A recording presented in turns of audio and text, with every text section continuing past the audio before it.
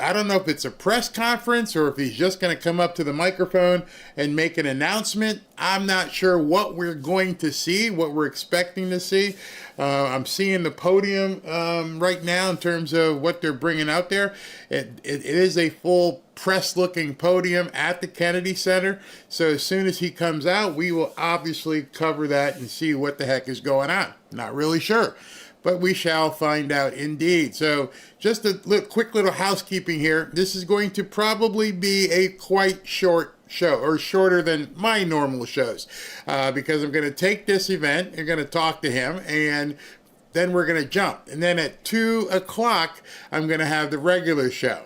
Give me time to put that together and everything else. Yeah, got a lot of stuff going on that I want to talk to you about. So that's what's going to happen. We're going to do that, and I'll fix my board in the interim. Probably have to shut down my computer to do so.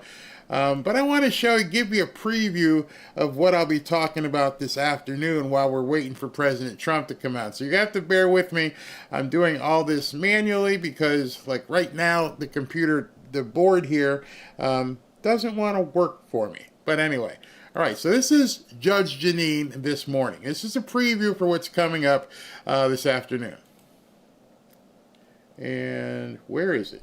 And where is it?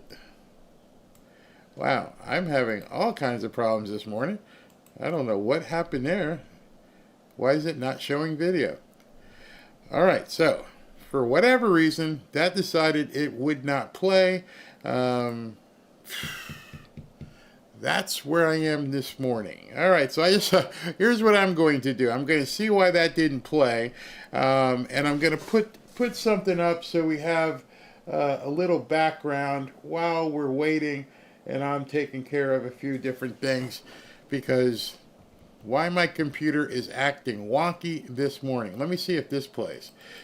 Okay, that will play, which means something happened here. All right, let me start this with what I was going to be talking about this afternoon. I'm going to play now. In case you've missed this, this was Judge Jeanine's press conference yesterday or the day before. Sealed an indictment against two individuals, Jimmy Cherizier and a co-conspirator, Basil Richardson.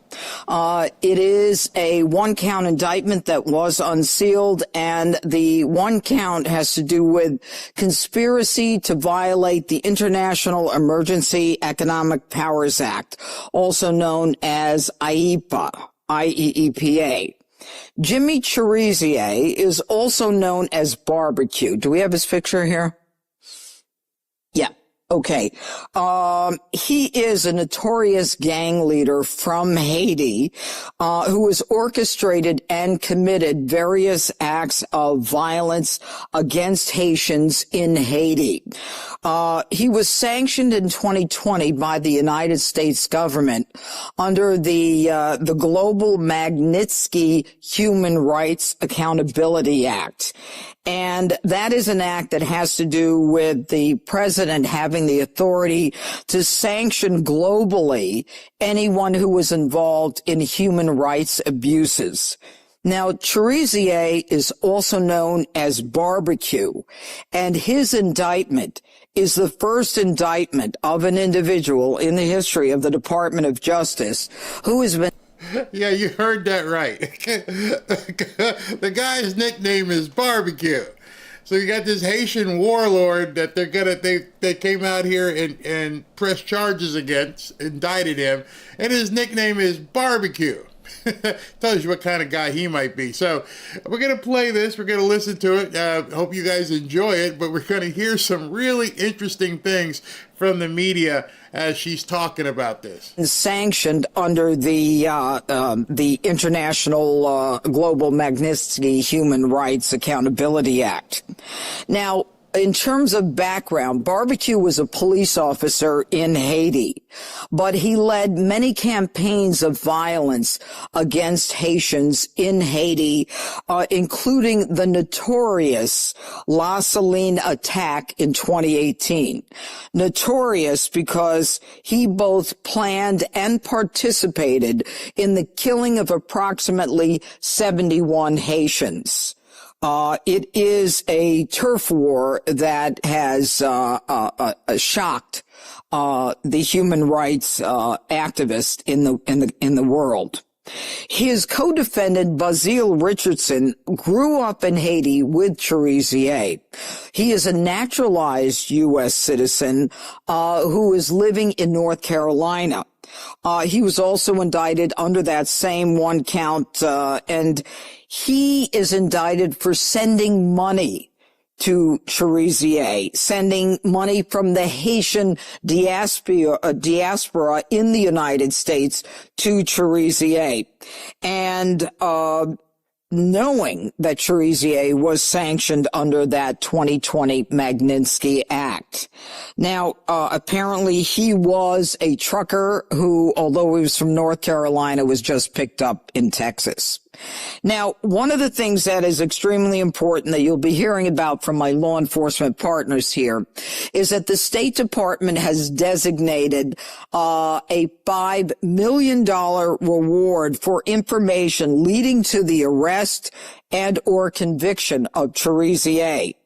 Now, I want to let the public know that anyone who is giving money to Cherizier, also known as Barbecue because of his violent acts in his home country, cannot say, I didn't know that he was sanctioned by the U.S. government. They will be prosecuted, and we will fine them because they are supporting an individual who is committing human rights abuses, and we will not look the other way. Now, this office is not unfamiliar with crimes of violence in Haiti. Several months ago, we got a conviction against an individual by the name of Jolie German, who was involved in the kidnapping of 16 American Christian missionaries in Haiti.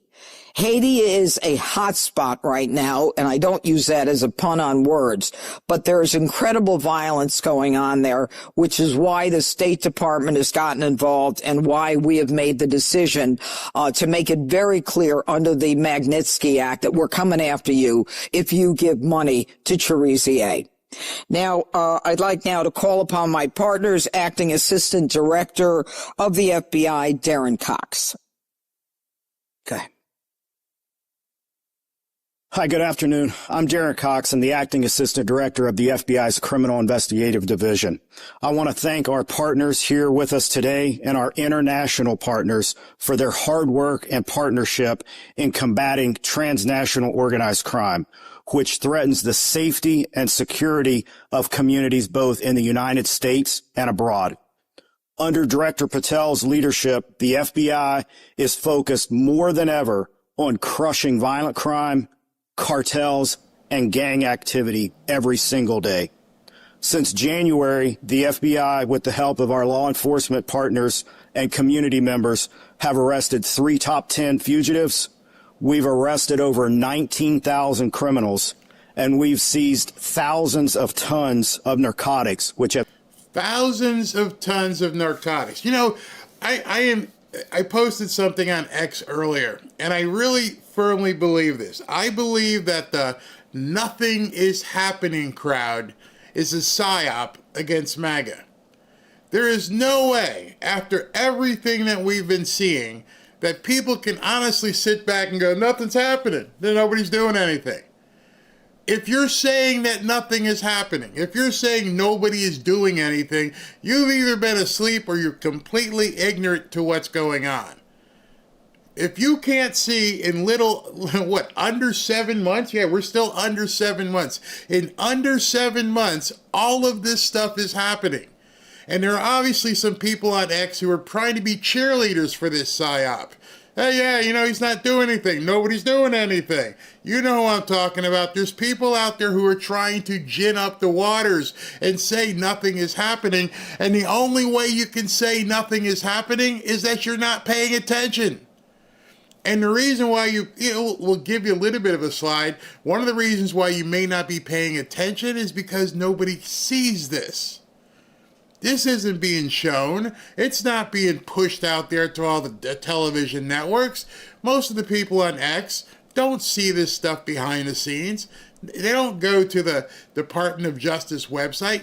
They don't see all this stuff. So hey, nothing's happening. But what they do see is, Adam Schiff, he's done some stuff with some documents, but he's not in handcuffs yet.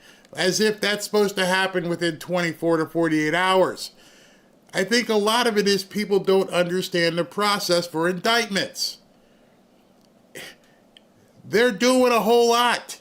Ask Barbecue. I'm pretty sure Barbecue at this point feels, man, this Trump guy's doing stuff we haven't seen before. Saved millions of lives across the United States. The American public and criminals should know our agents and our partners are using every tool available to put criminals behind bars and keep America safe, and we will not stop. We stand shoulder to shoulder with the men and women of law enforcement, backing good cops without hesitation. They're taking the fight directly to the criminals, and they're restoring order. These efforts are a deliberate and coordinated plan to protect our communities and confront escalating threats from foreign terrorist organizations like Viva Unsoon and its associates. Tackling these networks means addressing every link in the chain, every cell, especially in the United States. As you've heard in today's announcement, that includes a $5 million reward for key members of Viva Unsoon and Jimmy Shazier, also known as Barbecue. We know someone has information that can help end this violence, and we want them to come forward and know that they are safe in doing so. Today, I want to highlight the amazing work the FBI and our law enforcement partners do every day to disrupt and dismantle violent criminal networks just like that of Barbecue and his cronies. Our FBI Miami office has worked closely with our international partners to track down Shazier and his Viva Unsoon partners and associates in the United States. On July 23rd, one of Shazier's most trusted associates and a named co-conspirator was taken into custody. Brazier Richardson was investigated by Miami, and he was arrested by our FBI Houston office without incident. Violent actors like Shazier and the rest of his criminal associates must understand there is no safe haven for them and the people like them that traffic violence in our communities. See what he said there? That's very important. While a lot of people on X think there's nothing happening, the bad guys know. The bad guys are living in holes at this point. They understand that people are coming after them. They understand that the ride has come to an abrupt halt. Ask them. Ask Barbecue what he's doing right now. Barbecue's trying to stay away from the light. He's hiding.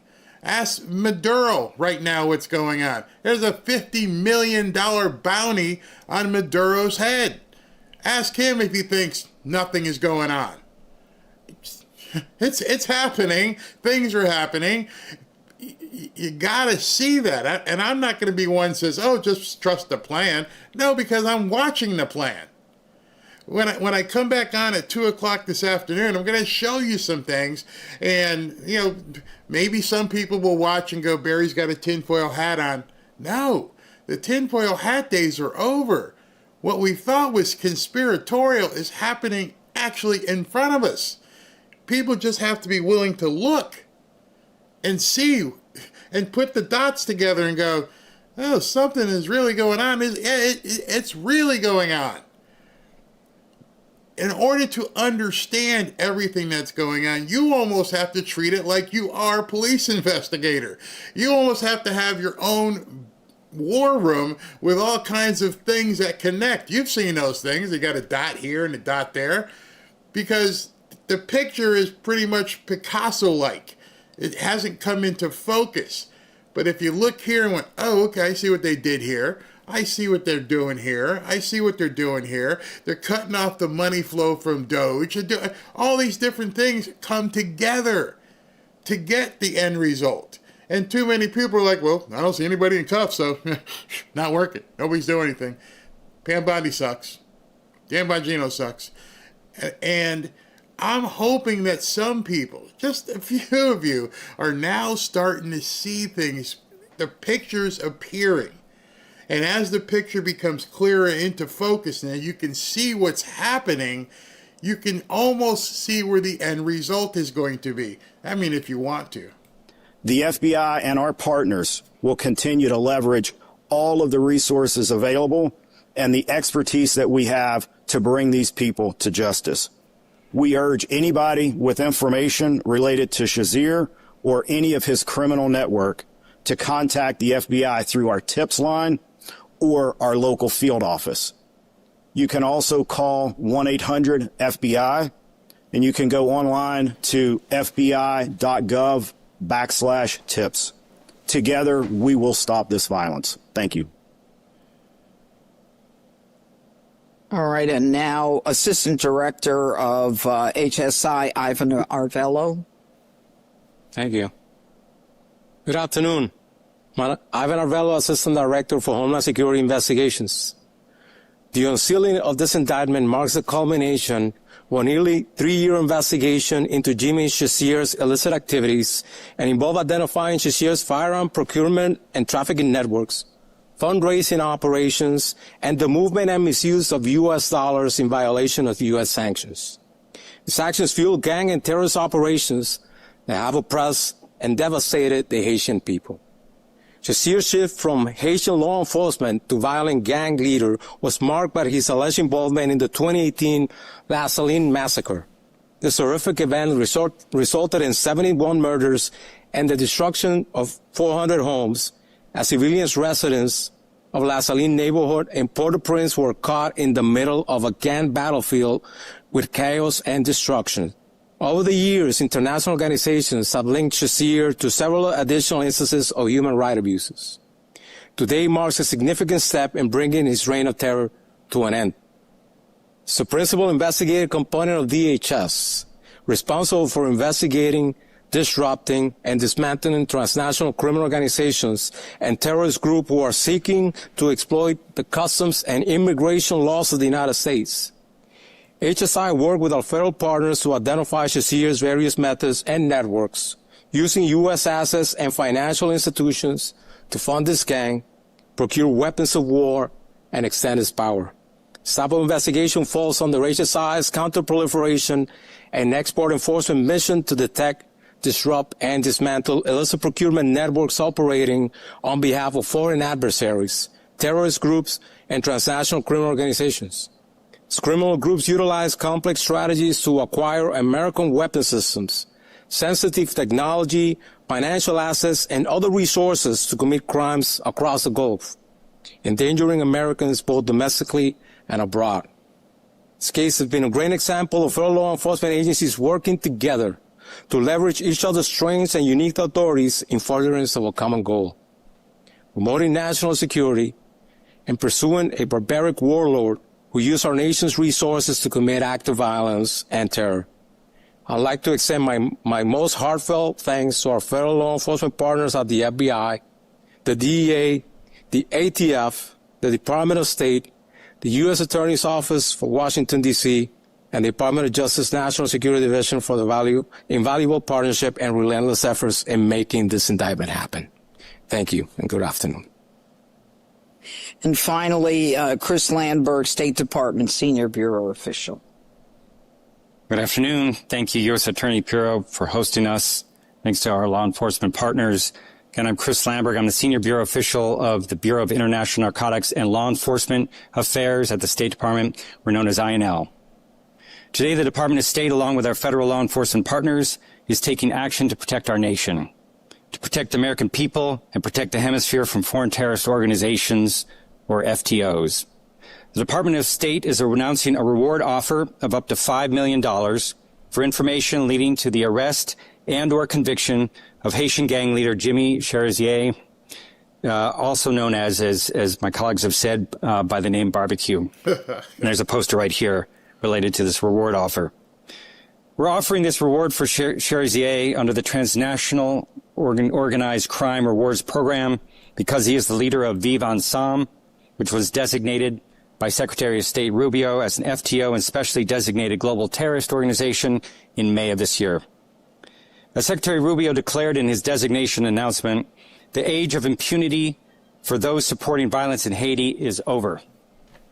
We seek the public's help in bringing Cherizier to justice for not only the people of Haiti, but also to prevent the spread of Vivant Sam's unchecked violence throughout the hemisphere, including affecting the United States. His reign of terror and mass violence against Haiti must end. The instability resulting from his actions has the potential to drive illegal immigration to our borders and increase transnational crime. The State Department will continue to apply its tools, including rewards programs, to combat the scourge of transnational organized crime and associated violence, and especially to stop the worst of the worst criminal ringleaders threatening the people of our hemisphere. So I'm going to repeat the information mentioned by my colleagues. If you have information, please contact the FBI at 1-800-CALL-FBI or HSI at 1-866-DHS-2-ICE. Help us find and convict this menace to the hemisphere, Jimmy Cherizier. Thank you.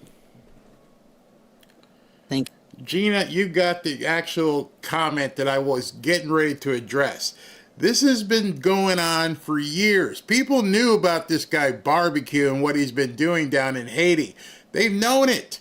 And so what you have to do is put on your thinking hat and say, well, why was this guy allowed to do what he was doing? What was he doing? Who was he in contact with? What people here in America were facilitating him? And once you start peeling back those onion layers, you realize there's something very nefarious that they're probably working on. And $5 million reward may not seem like a lot to you in the grand scheme of things of rewards, but if you're in Haiti, if you're one of his henchmen, $5 million, you could probably buy half of Haiti for $5 million.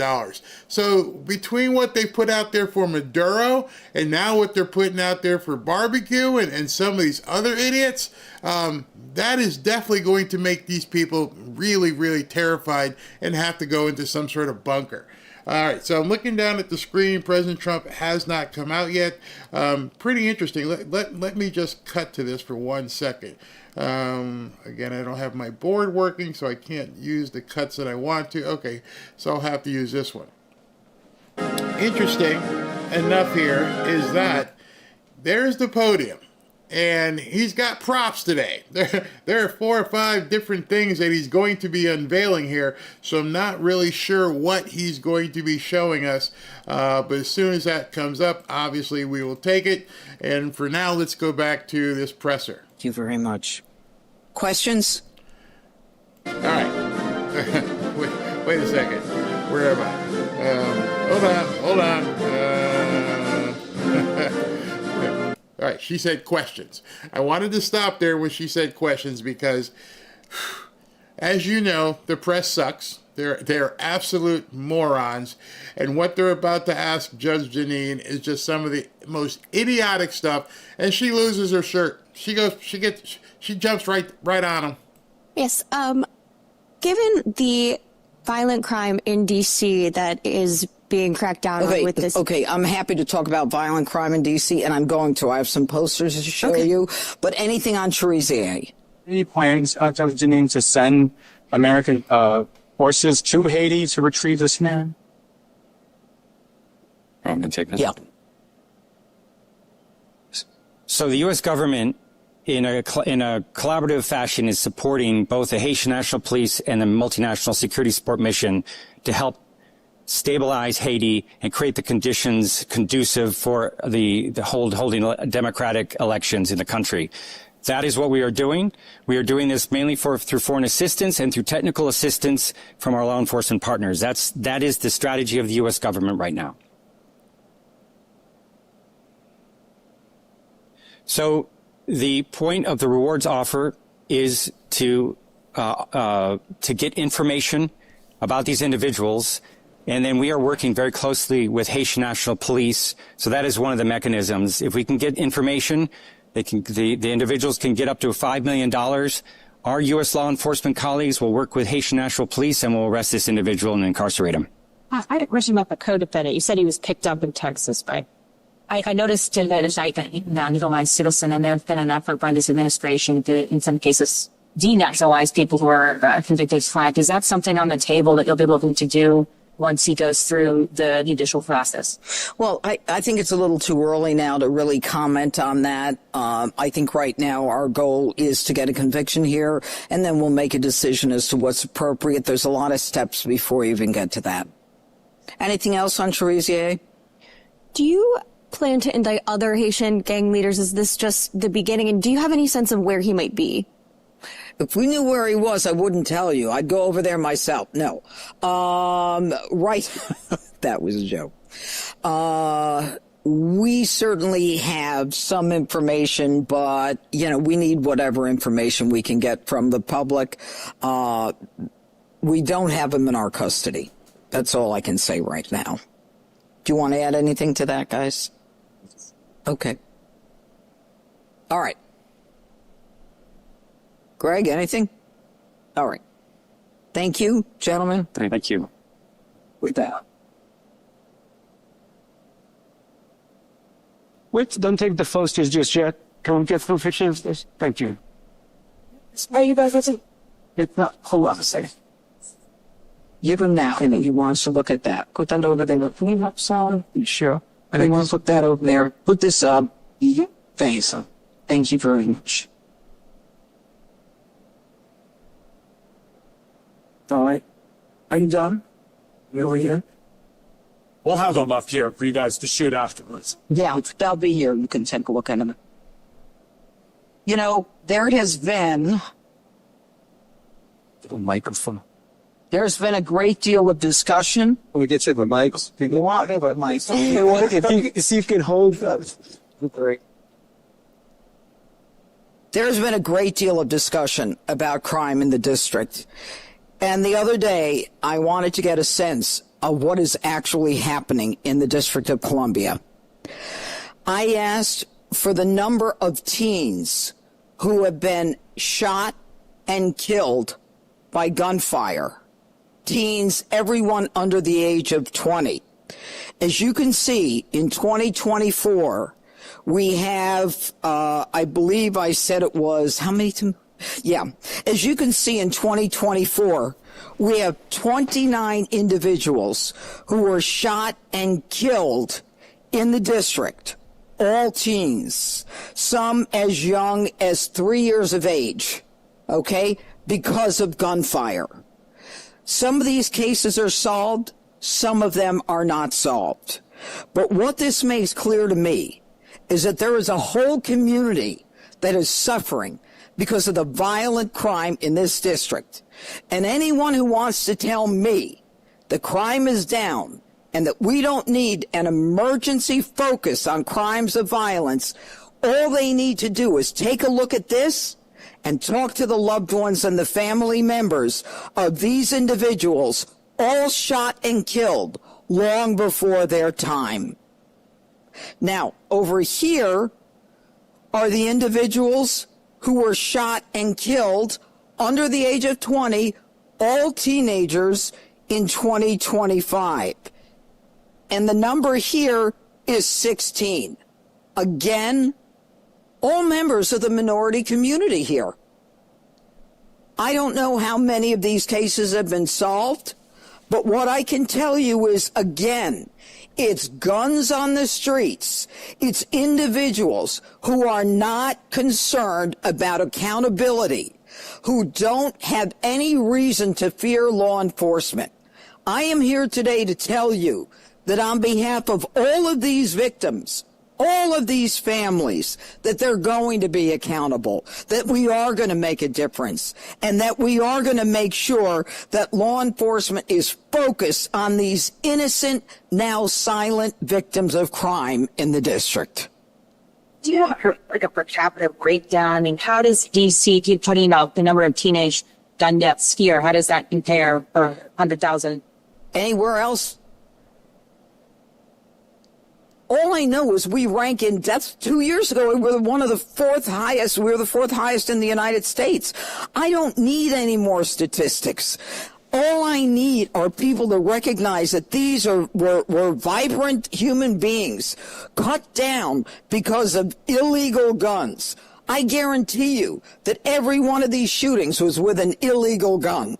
All right. And I guarantee you that every one of these individuals was shot and killed by someone who felt that they were never going to be caught. And I want to send a message that we are going to catch you, that we are going to change the laws, that if you're 14, 15, 16, 17, we're going to bring you into the justice system. No more of this D.C., council. Oh, if they're under 16 or if they're under 19 or if they're under 25, we'll give them probation. No more. I'm done with that. You said it's guns on the laws that you face, and you're just talking about right there. But what can you conceivably do as the D.C. U.S. Attorney to address those laws, address the D.C. crime line, which is not accredited, and also at the same time address some of the prosecutorial issues you talked about? Okay. Those are great questions. Number one, the DC Crime Lab is now accredited and validated very recently. So Dr. Diaz has communicated that to us, and we are working with the DC Crime Lab. Our concern is making sure that we have enough people who are able to analyze the DNA and all of the testing that we need to have done. That's number one. Number two, as it relates to prosecution, I have been very clear that Title 16 is not enough. Under Title 16, if you are 16 or 17 years of age, we can get you for rape 1, murder, robbery 1, burglary 1. But if you shoot someone and don't kill them, I don't have jurisdiction. It goes to the Attorney General, the State Attorney General, Brian Schwab, and the focus is family court rehabilitation. Now, I was a family court judge in New York for a short period of time. The mission there is not punishment, it's rehabilitation, as evidenced by, do we have those posters? Yeah, we had a poster with what you get is yoga, and you get ice cream socials in family court. Well, I'm done with yoga and ice cream socials. We've got to change the law to bring them into the justice system. We've got to get rid of the 3 statutes or 3 laws passed by the D.C. Council. Number 1 is the Youth Rehabilitation Act, where you basically say with the Youth Rehabilitation Act that what we're going to do is we're going to say, if you're sentenced and you're under the age of 25, that the judge can give you probation irrespective of what the crime is. That's nonsense. And that's why a judge, and you're tired of hearing about me say this, that's why a judge gave a 19-year-old 2-3 weeks ago, and I wrote an op-ed piece, gave a 19-year-old probation, and I understand it's 2 years probation to go to college with no mandate, for getting on a public bus with an illegal gun, shooting an individual in the chest, which to me is intent to kill. And he walked away after we convicted him. He walked away with no jail time. If that's what you want in this district, then I'm the wrong person to be United States Attorney. Number 1, the Incarceration Reduction Act. The Incarceration Reduction Act that the D.C. left-leaning council passed says if you're 25 years old and you were sentenced to 15 years as a young kid for probably murder, even a serial murderer, we can let you out if you're 25. We can let you out because, not because you're rehabilitated, not because the offense wasn't that bad, but because we can. And that's gotta go. All right? And the third thing is record sealing. I go through all of the effort to get a conviction, and they want to seal the convictions. They want to say, we want to seal convictions after 5 years. If I'm a mother, and thank God my kids are older, If I'm a mother, I want to know if a nanny has an assault conviction. If I'm an employer, I want to know if this person has been convicted of larceny or petty larceny. Or if, say, I'm not in a public school, but I got a private, like, teaching a tennis group. I need to know if this guy's a predator, a pedophile. Everything about the D.C. Council's focus is defendant-oriented. I'm oriented to these people, and the people of the district are as well. You just went through the this federal takeover that you talked about a little bit. Well, you talked a lot about it. Any special? I don't have any special powers. I wish I did. Where you stand on hiring prosecutors and I am. I am. I'm not going to bore you with the facts. Don't quote me on that. That was off the record. I can only hire during certain periods once there's been an ad or some kind of posting, and then I can hire. Okay, I'm doing it. I'm doing the best I can. The president has given me the permission to hire. This is an office that has been neglected, and I'll say it publicly. All right, so I want to jump in when I heard that. That specifically goes to the heart of the people who say nothing is happening.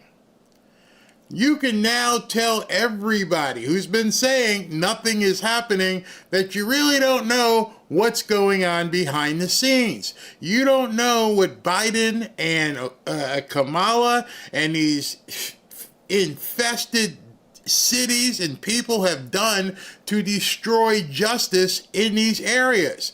If you don't have the right people in place to go ahead and do the prosecutions, you get hamstrung. And you can see the frustration in her face.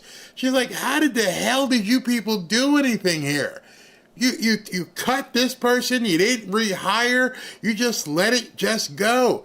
What people need to start focusing on is, why did they let it go? What was the reason why they were allowing all this crime and chaos to take place? It's been neglected. With people signing contracts, they didn't know what they were signing. All right, it just kind of ran on its own. Not anymore. This is an office where nobody seemed to care that we were down 90 lawyers, 60 investigators, and paralegals. Nobody seemed to care that we were down 90 prosecutors. And when you hear that number, make sure you understand that's one office. That's one U.S. attorney's office across the country. That's one. Just think how many of these people were never staffed. They weren't supposed to be staffed. They weren't supposed to be looking for crime.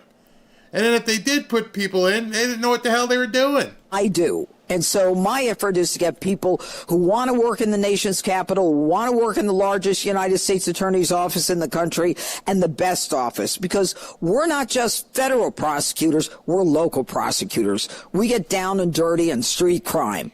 And that is what really motivates a lot of my prosecutors. You just walked through the changes you'd like to see from the punitive aspects. What about preventative? Do you or the president plan to do anything to address the root causes of crime in D.C., such as truancy?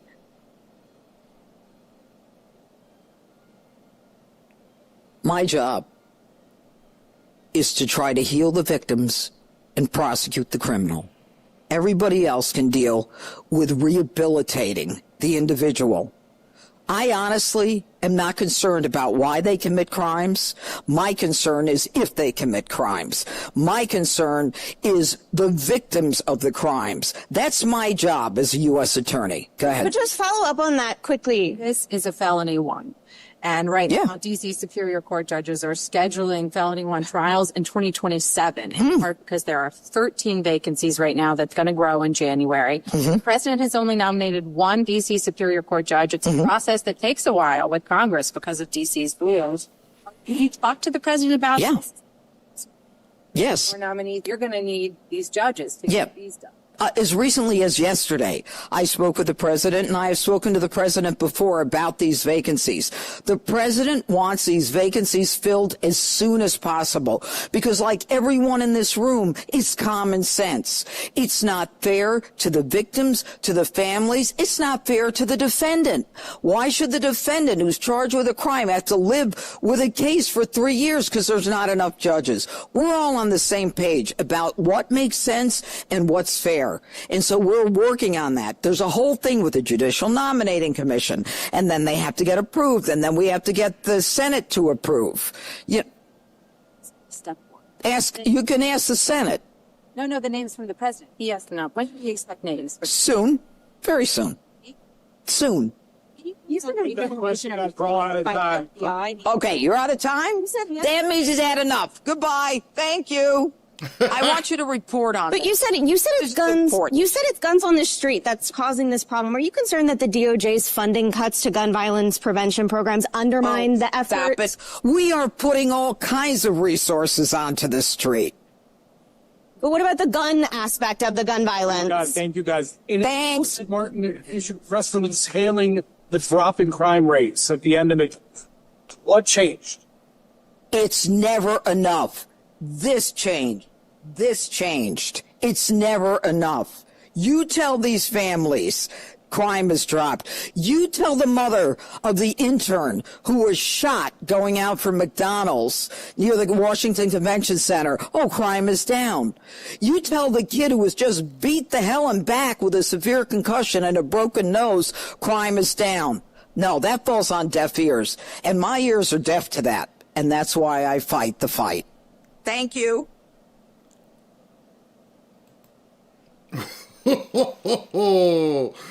They are so not ready for this. When I watched that, I just thought to myself, she put so many nuggets out that if you actually listen, you can see why the nothing is happening crowd may possibly feel that way.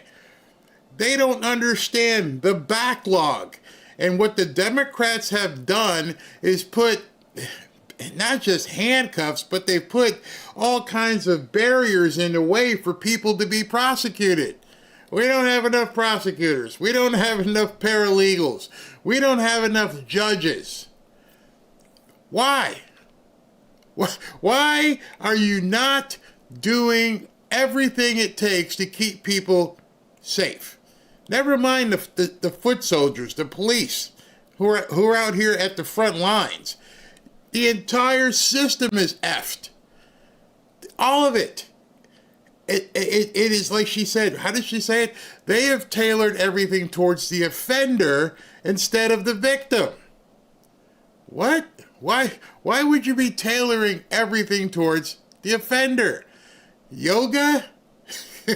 Arts and crafts?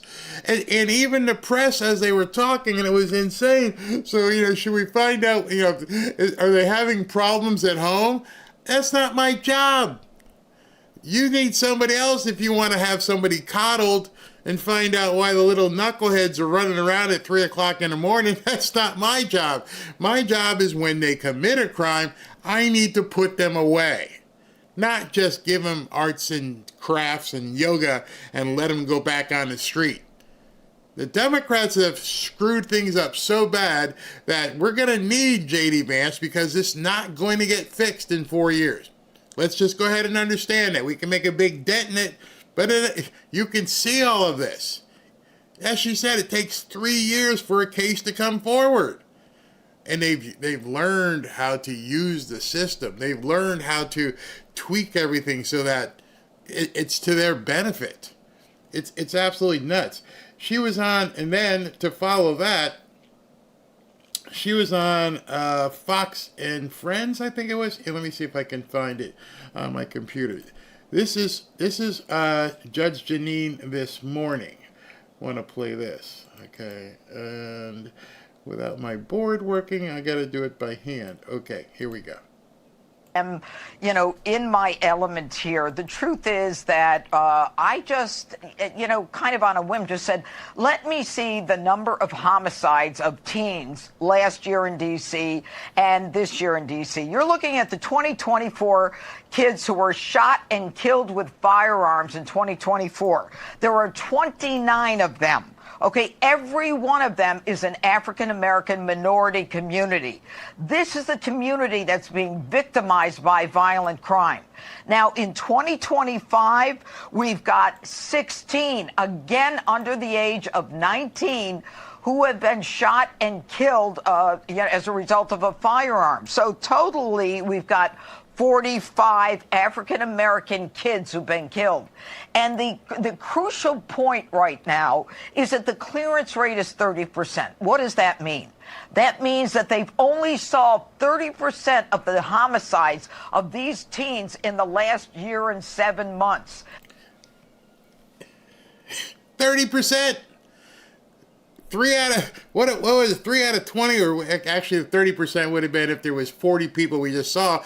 12, the other people, nobody knows who killed them. They haven't even prosecuted. And it hurts my heart when I see that, and she keeps mentioning it, the throwaway crowd. When I say the throwaway crowd, the poor people in these black neighborhoods. Not even supposed to, don't put attention at that. Yes, it's happening in the black neighborhoods. And it just drives me crazy when I see these black people in the media try to there's no real crime here. It doesn't make any sense. Except it does.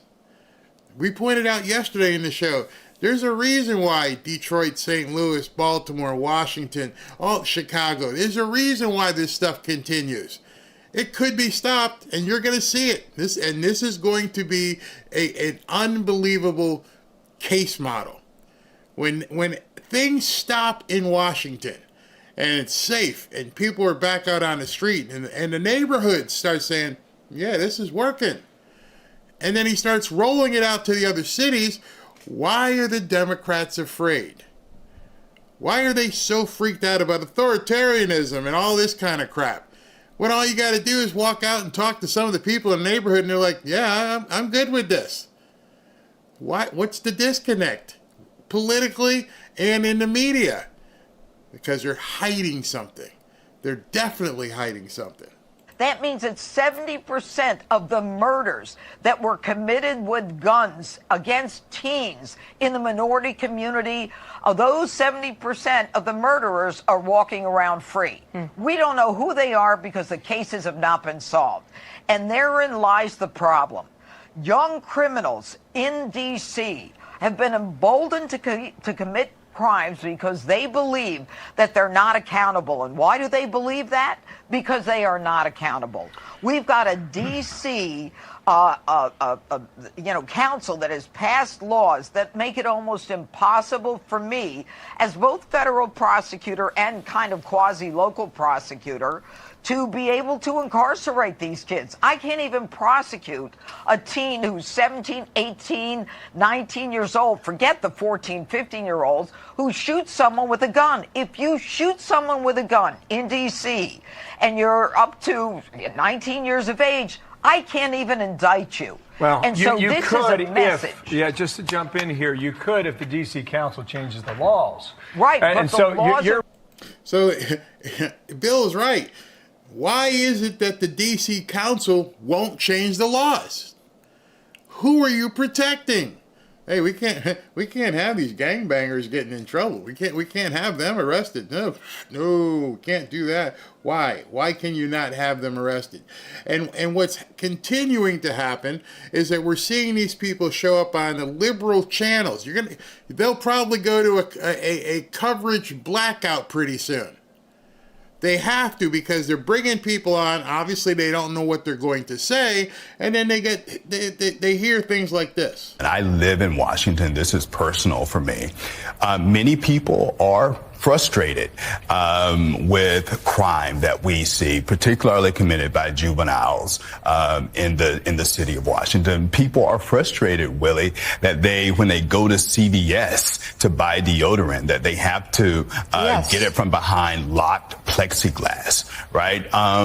But the response here, and let me say this, right? These are not just random anecdotes. What we see in Washington Post polling, among others, is that roughly half of DC residents, mostly half of DC residents, view this as a serious problem or an extremely serious problem. So if half the residents in the city look at this as a serious problem, then why does the council, who works for the people who live there, not changing the laws? Usually the simplest answer is what it is that they want this craziness. They want the complete havoc that's going on. There can be no other answer. There can literally be no other answer. Hi, we know there's a problem. We understand that people are killing each other in the black communities. We understand that the streets aren't safe. There's no disputing or debating that. But you know what? We're just not going to do anything about it.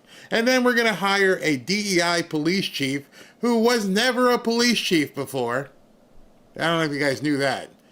And we're going to put her in charge of the police force, and she's going to be under the auspices of a mayor who doesn't know what the hell she's doing, and it just keeps perpetuating.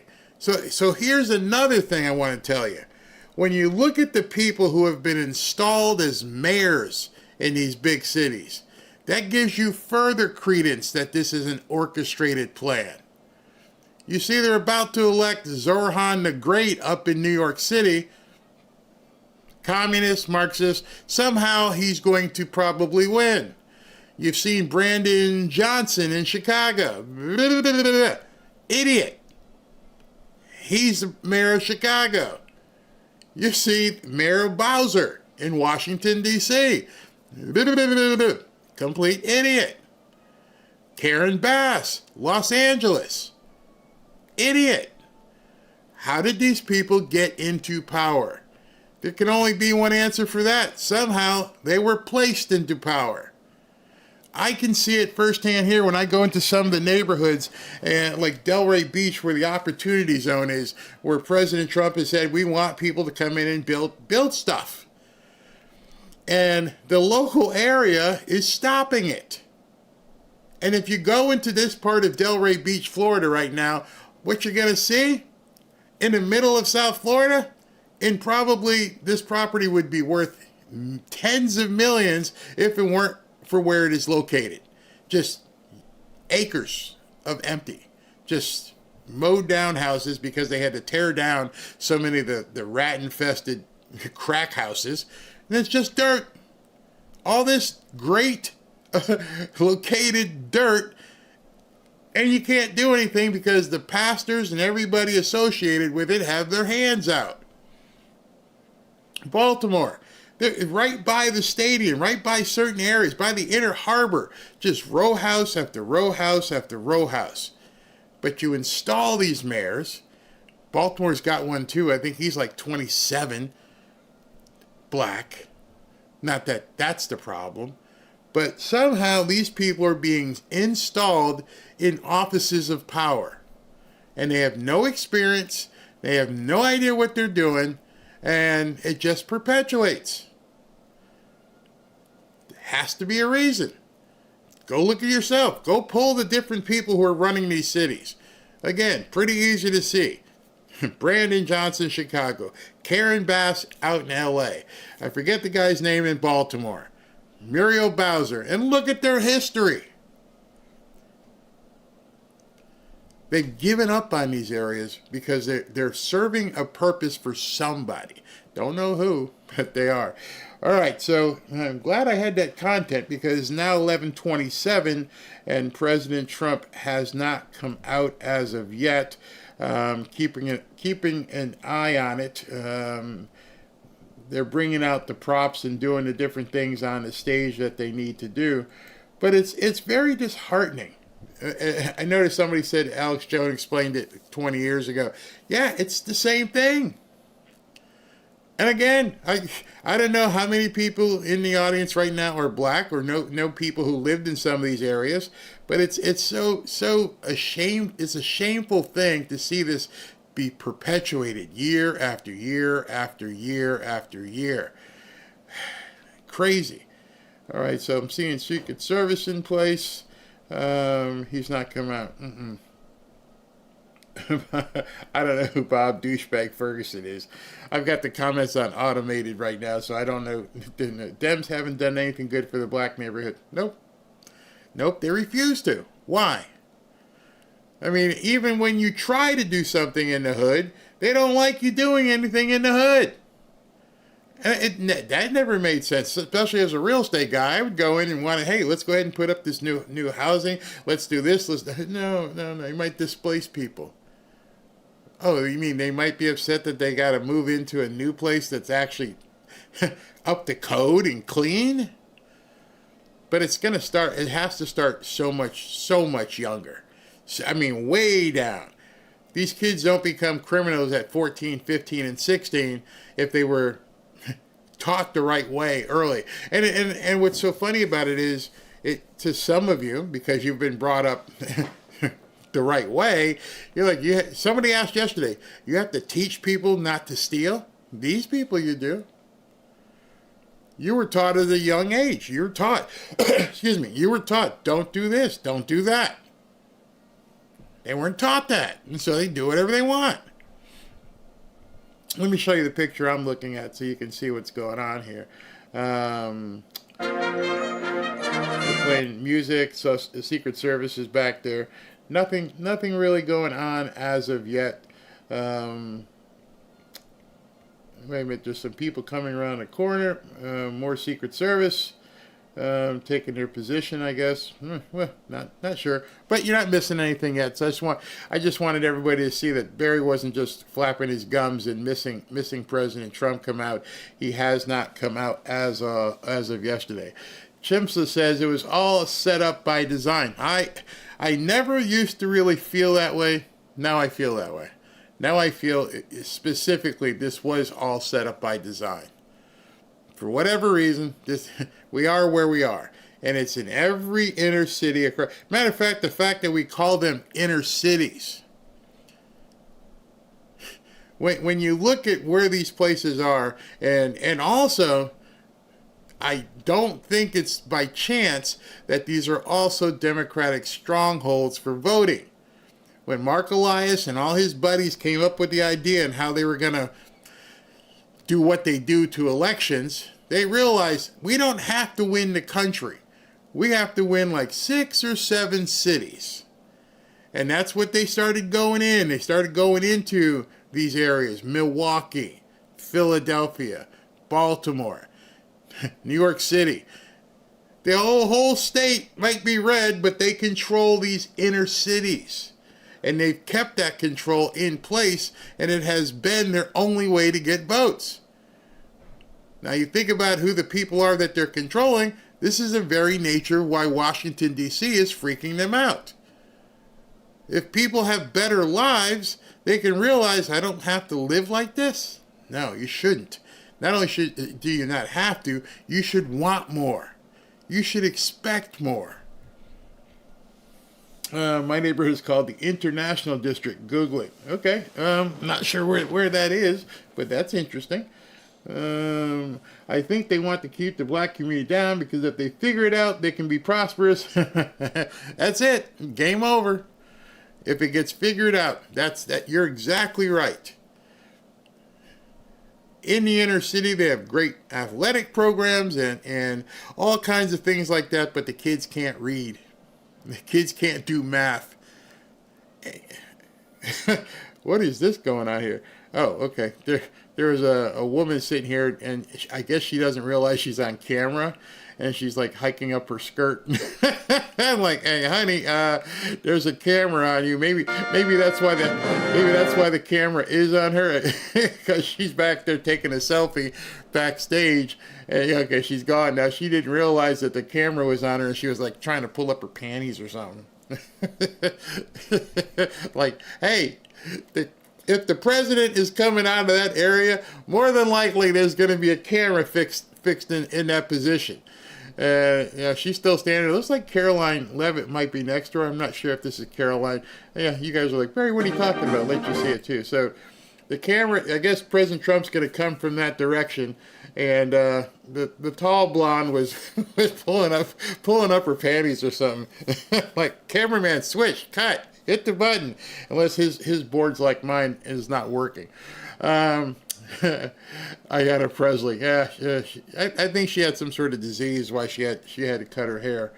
But looks like something is about to happen. Only 30 minutes late. It's fashionably late. So if you disagree, oh, that's Beth. Hey, Beth. Looks like you have a channel. I don't know who. Some of these comments, when they're automated, I don't know what they are. Just looking at it. Where you can see on the screen, your boy, the big tall blonde in a pink dress back there. Cameraman busted her, and whoever's running this camera has not moved. He has kept this thing fixed on this woman. Like, dude, can you pan? Can we go back to see the front of the stage? Nope. I'm staying right here.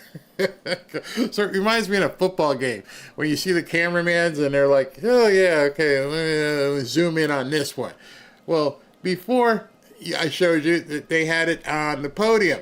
And this guy has decided he's going to just park it on this woman standing in the corner. So I don't know who she is. I haven't seen her before at any of the press conferences. She might be one of Caroline's assistants, but more and more people are piling in here. So we're probably a couple minutes from starting. So we shall see what's going in.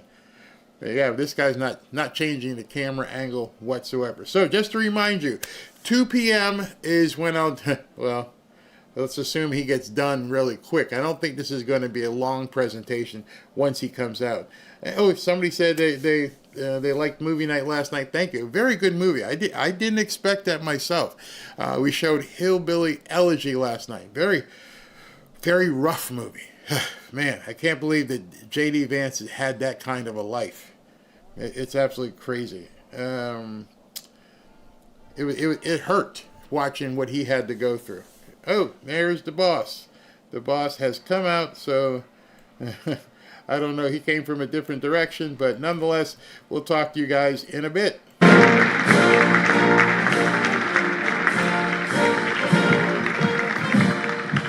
Thank you very much. This is a very exciting project. We're going to do something that will go rapidly, relatively inexpensively, and we'll make it better than it ever was, frankly. It'll be something that people are going to be very proud of.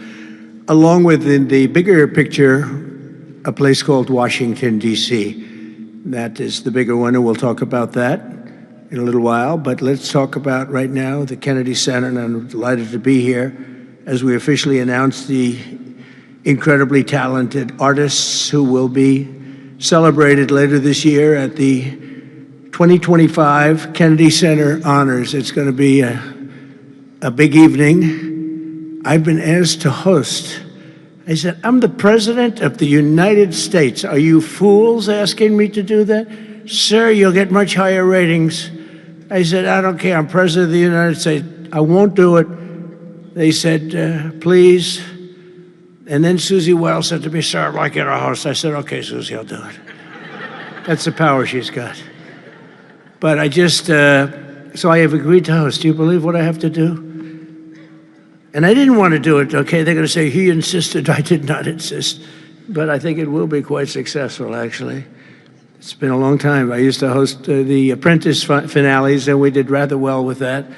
So I think we're going to do very well because we have some great honorees, some really great ones. Since 1978, the Kennedy Center Honors have been among the most prestigious awards in the performing arts. I wanted one. I was never able to get one. This year, it's true, actually. I would have taken it if they would have called me. I waited and waited and waited, and I said, the hell with it. I'll become chairman, and I'll give myself an honor. Maybe I'm going to honor, next year we'll honor Trump, okay? This year, the board has selected a truly exceptional class of honorees. I mean, really exceptional. First is country music star, actor, and producer George Strait.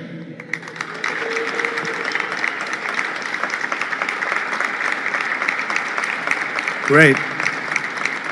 Over an extraordinary 4-decade career, George has sold more than 120 million records worldwide, amassed 60 #1 hits, wow, and produced 33 platinum certified albums, more than any other living American. That is amazing.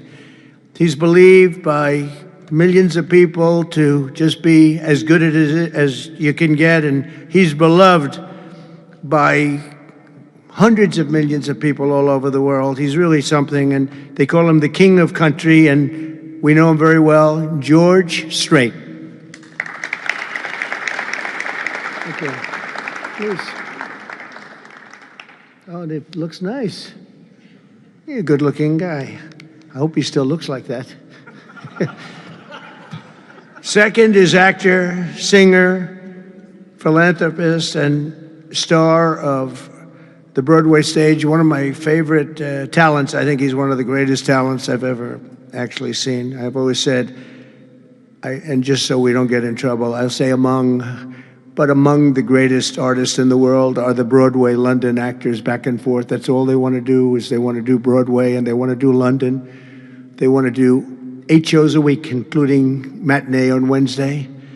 And if you said make a movie, they can't even think about it. If you say go on television, they don't want to. All they want to do is be on the stage, the live stage, and it's amazing. But I've always said they're the most talented people. And this man may be the most of all. Michael Crawford is being honored. Michael was born in England in 1942. He made his Broadway debut in 1967. I was there. I shouldn't say that, but I was there. It seems like a long time ago. And he became an international sensation in the 1980s for his original portrayal of the Phantom of the Opera, one of the greatest ever, ever, ever, ever. You don't see him like that very often. Winning him the esteemed Tony Award for Best Actor in a Musical. He's won so many awards. Michael is truly a generational talent, had a voice that was unbelievable. It was unbelievable. There's never, I don't know, it's Luciano Pavarotti had a very different voice. The power was incredible, magnificent. Michael had a different kind of a voice. These are just unbelievable talents. But Michael is very special and one of the greatest roles in the history of Broadway. And nobody did it like him. Michael Crawford, thank you very much. Great guy. Next, we look forward to honoring 3-time Oscar nominee, Golden Globe Award winner, an action movie icon, and a friend of mine. He's a very unique man. He's somebody that doesn't do these things. I said, I wonder if he'll accept, because some people don't really want to be honored. They don't care. But he was very honored to be honored, I will tell you. He's a very special guy. A real talent, never been given the credit for the talent. There was nobody else could have done the roles that he did like he did. I'm not even close, and they've tried, and they didn't work out too well. His name is Sylvester Stallone.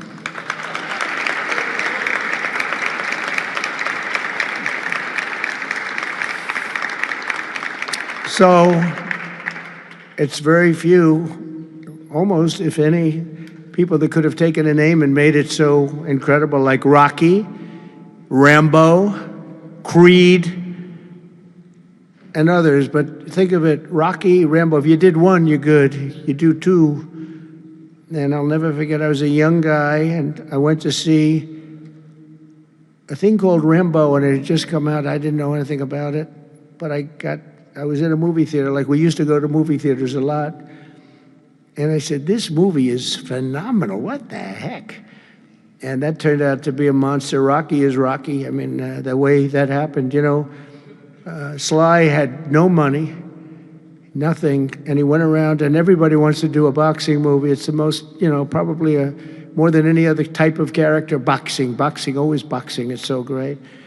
And there's rarely been anything like this one. John Voight did a great one, as you know.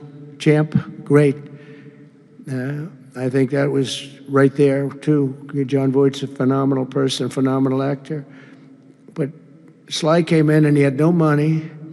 He wrote a script along with thousands of other people writing scripts on a boxer. And for some reason, a studio picked up this and liked it. And Sly he's in an old car that he came in from Brooklyn or someplace in New York, but I think Brooklyn. It barely made it to California. He was sleeping in the car. I mean, he had nothing. And he wanted control over who the actor was going to be, because he said it can't be successful if you're going to pick a movie actor with a bad build, okay? A nice face, but a bad body.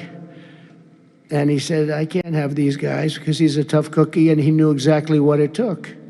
He knew what a boxer's body was. So they brought him one, and I won't tell you who it was, but it was a big name, but the chest wasn't exactly what you need. One shot, and your heart would pop out. That wasn't too good. Then he did another one. He was fat, sloppy, but had a good face. Then he did another one, and another one, and another one. And he turned it down. He wouldn't take $1 million. He wouldn't do it.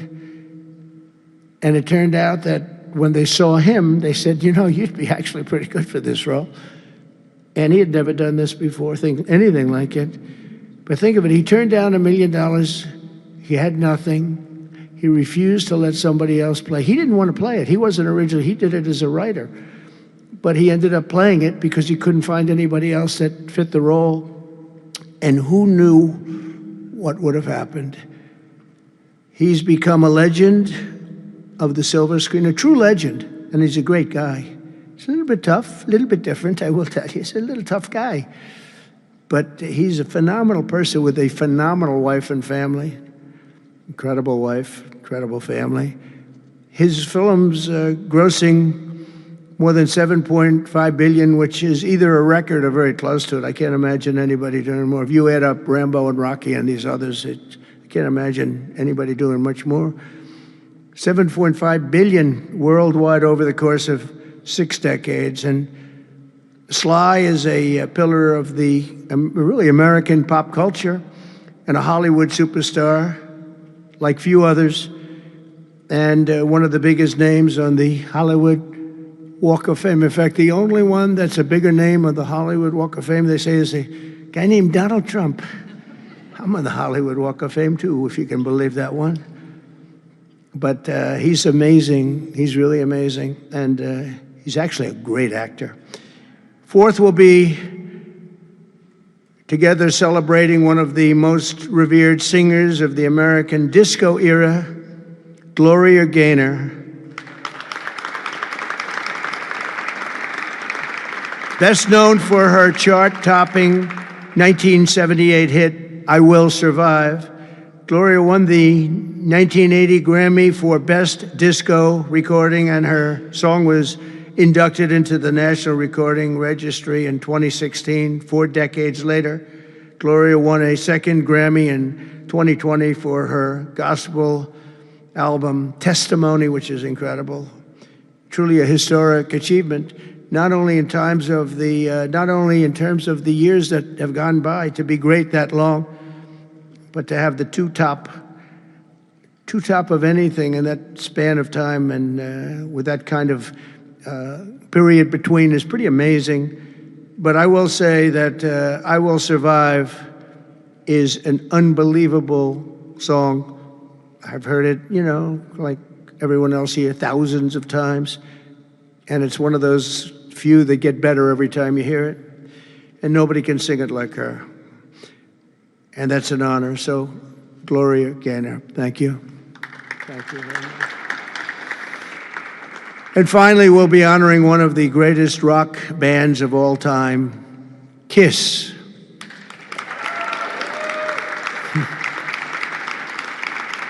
So Kiss was formed in 1973 in New York City by founding band members, and incredible people, by the way, Paul Stanley, Gene Simmons, Ace Frehley, and Peter Criss.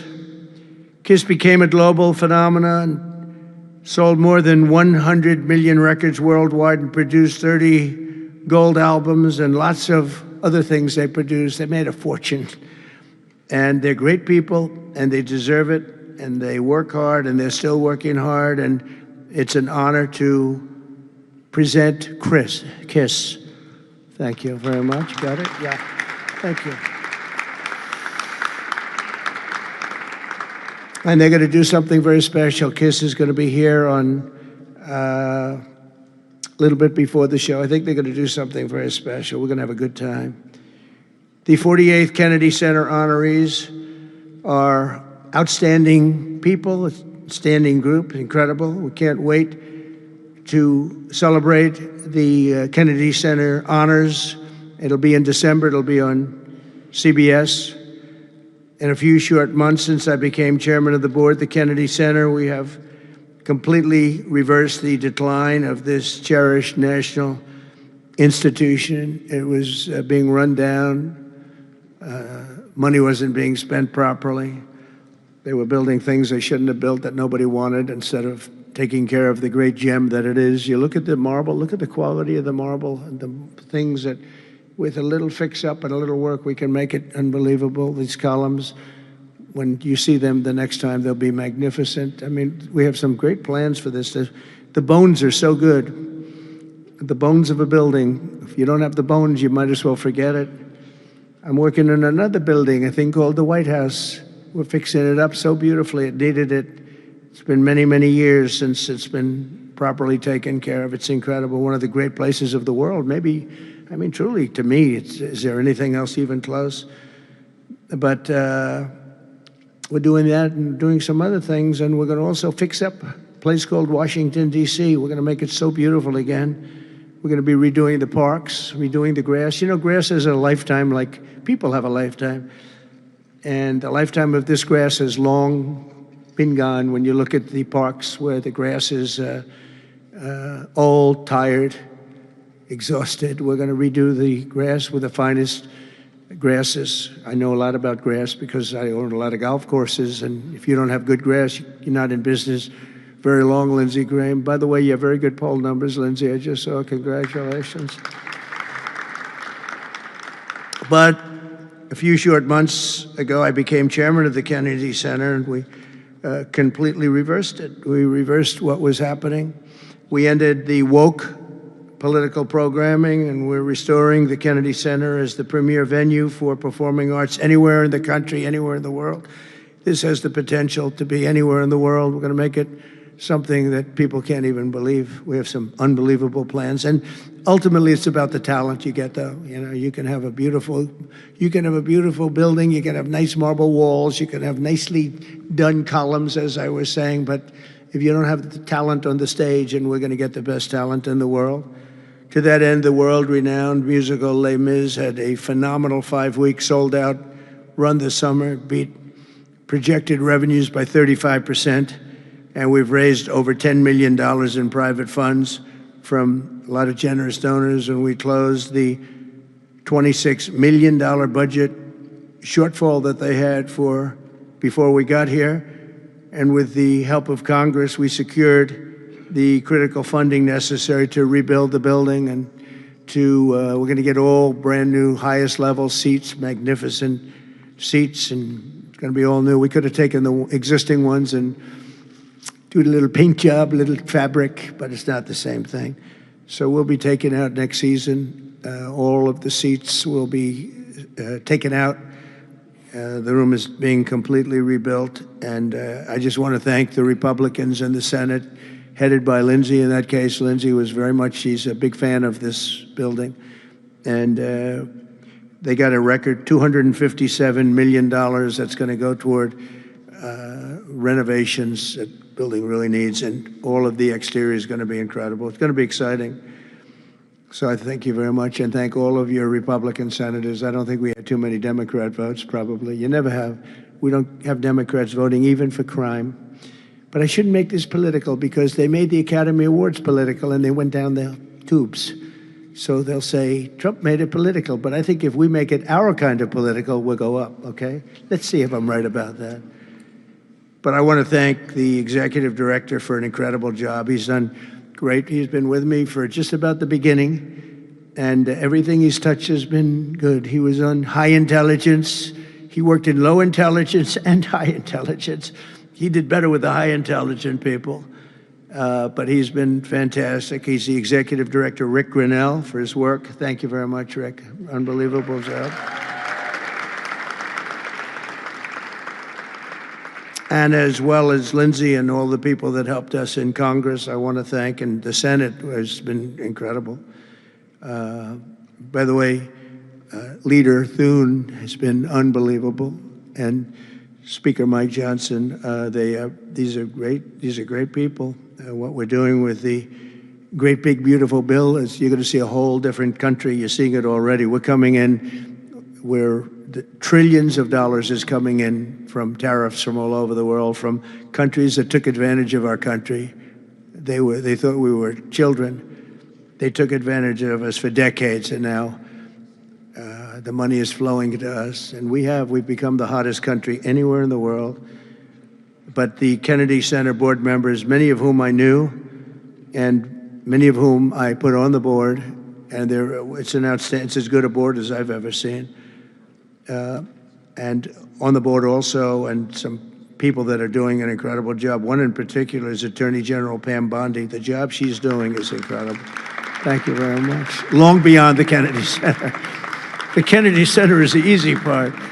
She's incredible, and you're going to see a big change in Washington crime stats very soon. Not the stats that they gave, because they turned out to be a total fraud. The real stats, the stats went through the roof. You know, they had a man that was forced to put up stats like they were doing better. They're not doing better. Crime is the worst it's ever been, but it started as of about yesterday. You see a big change, and people are feeling safe already. I've had so many calls. Thank you, sir. Thank you. They were afraid to walk out. They're not afraid anymore. And this will be like the border. We started off with millions and millions of people coming in from all over the world, gang members and people from jails. They were unloading their jails into our country. All over the world they were coming. Drug dealers. They came from Africa. They came from Asia. They came from South America, Venezuela in particular. They were coming in. Trinidad, Aragua. And the toughest people you've ever seen. And by the millions. And for the last 3 months, we had 0, 0, and 0. We had 0 people come in for 3 months. They respect our country again. That's the other thing. All over the world, our country is respected again. So I also want to thank the Chief of Staff, Susie Wiles, who's fantastic. She's done an incredible job. And Sergio Gore for the job he's done with personnel. Thank you very much, Sergio. Fantastic. In the coming months, we'll fully renovate the dated and the infrastructure of the building and make the Kennedy Center a crown jewel of American arts and culture once again. I think we'll bring it to a higher level than it ever hit. Actually, it hit a certain level, but we're going to bring it to a higher level than it ever hit. We have the right location, and soon we will be a crime-free area. This is going to be a crime-free area, by the way. You'll be able to go out. People tell me they can't run anymore. They're just afraid. And they'll be running again. We're going to have a crime-free. It's a big statement, because if one thing happens all year, Pam, you better be good, because they'll say Trump did not fulfill his.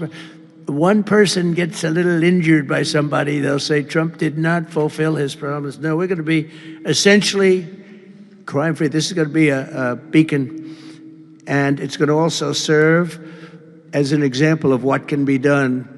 We have to get rid of this cashless bail nonsense. If you look at New York, Chicago, Los Angeles, which is so badly run. Los Angeles, they can't get the houses. They can't get the people their permits to build their houses. They're trying to rebuild their houses from the ridiculous fire that should have never allowed to have taken place. They should have had the water coming down from the Pacific Northwest, but they didn't do that.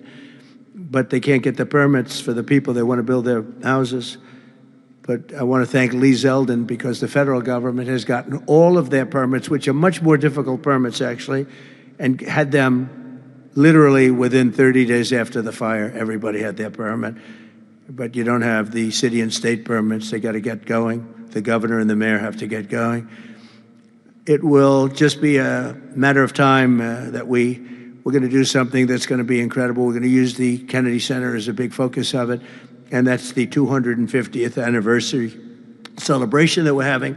So it's 250 years. So we have the Olympics, we have the World Cup, and we have the 250th anniversary celebration, all in this administration, and it's an honor that we were able to not be allowed to do what we were illegally and what we were supposed to do, and that was we had a great election in 2020. We won the election by a lot, but it was a rigged election, and we had to wait 4 years, and we waited 4 years, and it's interesting because I got the Olympics and I got the World Cup. I can't claim that I got the 250th. That one's a big one, but I happen to be here. But I got the Olympics, I got the World Cup, and I said, the shame of it is that I'm not going to be president when it happens. And lo and behold, look what happens.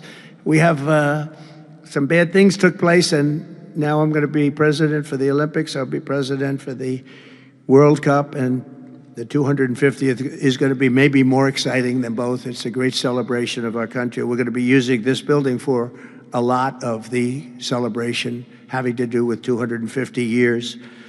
But as I said earlier, I'm determined to make Washington, D.C. safe, clean, and beautiful again. It's going to take place very rapidly. Be prepared. And a big part of that's going to include the Kennedy Center. So thank you very much. And I want to thank everybody for helping us. This is mostly the group right here. They're young, they're smart, they're ambitious, they want my job. Someday one of them will probably have it. But we have a great group of people that are putting this together, and they're also helping us with Washington, D.C. We're going to make Washington beautiful. We're going to redo roads. We're going to redo the medians, the pavers, and the medians all throughout the city. We're going to take all the graffiti off. We're going to have to remove the tents and the people that are living in our parks. We're going to be redoing the parks, the grasses and all. We're going to be going to Congress for a relatively small amount of money, and Lindsey and the Republicans are going to be approving it. I don't know about the Democrats. They don't approve anything. It's amazing. It's like they just don't want to vote for anything. They've got the yips. You know, in golf they say the yips. The Democrats are afraid to do anything because they don't want to be criticized. But fighting crime is a good thing. We have to explain. We're going to fight crime. That's a good thing. Already they're saying, he's a dictator. The place is going to hell, and we've got to stop it. So instead of saying he's a dictator, they should say, we're going to join him and make Washington safe. But they say, he's a dictator. And then they end up getting mugged, and but the stats are very bad. But we're going to, I think we'll actually get Democrat support. I really believe they can't do this one too. It's, they talk about 80-20 issues, but I think many of those 80-20 issues, like men and women sports, I think it's 97-3, not 80-20. And I think crime is maybe 100-0. So I think we may get very well some Democrat support, but I hope so. But even if we don't, we have the majority, so we're going to vote it in as Republicans, and we're going to do something. And that's going to serve as a beacon for New York, Chicago, Los Angeles, and other places all over the country. Our whole country is going to be so different and so great. It's going to be clean and safe and beautiful, and people are going to love our flag more than they've ever loved it, and we're going to do a great job. So I want to congratulate all the nominees. They're unbelievable people, and we're going to have a tremendous day in December, and that evening is going to be special, some really special people, and real talent. Do you have any questions? Yes, please. Hi, sir. There's new reporting that the Russians have hacked into some computer systems that manage U.S. federal court documents. I wonder if you've seen this reporting and if you plan to bring it up with Putin when you see him later in the week. I guess I could. Are you surprised? Are you surprised? They hack in. That's what they do. They're good at it. We're good at it. We're actually better at it. But no, I have heard about it. I have heard about it. Please. Thank you, Mr. President. You mentioned congressional Democrats. You have not yet met with Democratic leadership, but there's a funding deadline at the end of September. Do you plan to meet with Leader Schumer and Leader Jeffries to discuss that situation? Well, I will, I guess, but it's almost a waste of time to meet because they never approve anything. If we want money to fight crime, if we want money to do only good things, just good things. Let's not even talk about controversial. They don't want to meet about anything. They really are. They're stuck. They don't know what to do. They have probably more, I would say more than half are sane, but they are led by insane people. And the kind of things that they're pushing are not something. We have a communist running for the mayor of New York, and I wish him well. I may have to deal with him. I mean, it's not even conceivable. It's not even conceivable that could happen. And maybe he won't win, but he won the primaries by quite a bit. You know, shockingly, he won the primaries. So, and you see some of the people supporting him that truly don't believe what he's espousing. So, I mean, we will meet, but nothing's going to come out of the meeting. But here's the advantage we have is that we just passed a great, big, beautiful bill that had all the biggest tax cuts in history. No tax on tips, no tax on Social Security. Think of it. Think of that for the seniors. No tax on overtime. And all sorts of things. You go out, buy a car, you can deduct the interest payment. If you borrow money, you can deduct the interest payment from your taxes. So many things, but the biggest thing is, from a business standpoint, deductions. You know, that was tremendous. It's going to, our country is roaring. Our businesses are, you're going to see some numbers in 12 months when these factories are open. You know, we're opening up factories all over the world, all over the country, but that's all spreading to, I think we're spreading the wealth all over the world, if you want to know the truth. But we're opening them in this country at a level that we've never seen before. We've never seen. So they just don't want to prove anything. They just, we meet with them and they say, as Nancy Reagan said, just say no. They go, oh, just say no. They're afraid to approve anything. If we say, we want to stop crime in this country, or as an example, bail, we want to make it so that people, if they murder somebody, they're in jail. They don't get out on no bail. They say, we don't want that. We want people to murder somebody and they immediately are released and they go out and murder somebody else. It's a big problem, a tremendous problem. By the way, we're going to go for statutes in D.C. and then ultimately for the rest of the country where that's not going to be allowed. Because it was when they did the cashless bail thing that the numbers really started going up. In this city, in New York, in Chicago, in Los Angeles, no matter where they have it, the numbers went through the roof. So we're going to meet with them, of course. I'd like to meet with them. We're going to tell them all these good things, and they're going to tell us no. And then we're going to go out and we're going to vote it in by the Republicans, because I don't believe that anybody is capable of making a deal with these people. They have gone crazy. Go ahead. Thank you, Mr. President. Your federalization of the police has a 30-day limit unless Congress acts to extend it. Are you talking to Congress about extending it, or do you believe 30 days is sufficient? Well, if it's a national emergency, we can do it without Congress, but we expect to be to Congress, before Congress, very quickly. And again, we think the Democrats will not do anything to stop crime, but we think the Republicans will do it almost unanimously. So we're going to need a crime bill that we're going to be putting in. And it's going to pertain initially to D.C. It's almost, we're going to use it as a very positive example. And we're going to be asking for extensions on that, long-term extensions, because you can't have 30 days. 30 days that's by the time you do it. We're going to have this in good shape. And don't forget, in the border, everyone said it would take years and you'd have to go back to Congress. I never went to Congress for anything. I just said, close the border. And they closed the border. And that was the end of it. I didn't go back to Congress. We're going to do this very quickly, but we're going to want extensions. I don't want to call national emergency. If I have to, I will. But I think the Republicans in Congress will approve this pretty much unanimously. Please, go ahead. Thank you, Mr. President. Would you encourage members of the press to do ride-alongs with the D.C. police to understand how serious this crime issue is? It's okay to me if they want to do it. We're going to work with the D.C. police. A lot of very good people in there. Not all, but a lot are very good, very, very professional. And, you know, we have a big force. I think they said 3,500. They're always asking the mayor, who's a very nice woman, but got to do the job. You know, we've worked with the mayor for 6 months, and she's been here for many years. And the numbers are worse than they ever are. Don't let anyone tell you they're not. And the whole statistical charts that they made, the whole thing is a rigged deal. They got rid of the guy because he didn't want to do the numbers the way they wanted to, and they put their own numbers out. They said it's the best in 20 years. No, it's the worst in 20 years.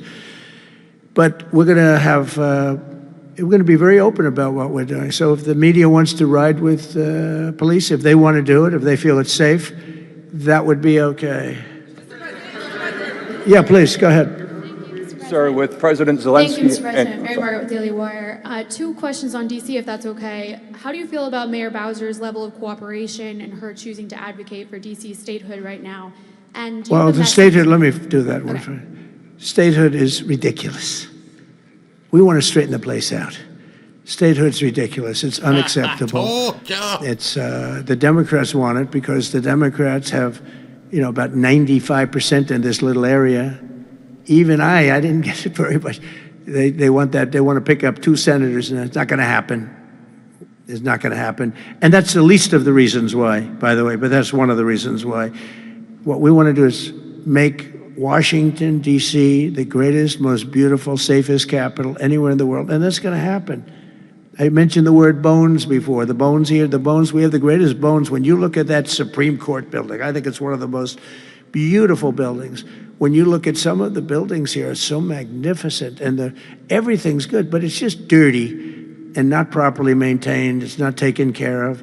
Potholes in the roads. All of it's going to happen very quickly. We're going to seek a relatively small amount of money for fix-up, and we're going to put it out to bid. And we have great contractors here, great road builders, everything. And we're not ripping roads apart so they're closed for 4 years as they redo the concrete bases. And you don't need that. We need a beautiful topping by a very talented asphalt-type person, somebody that does the job. We go out, when I get contractors, I use great contractors. To me, a great contractor is very special, like a great surgeon, like a great teacher, like a great nurse.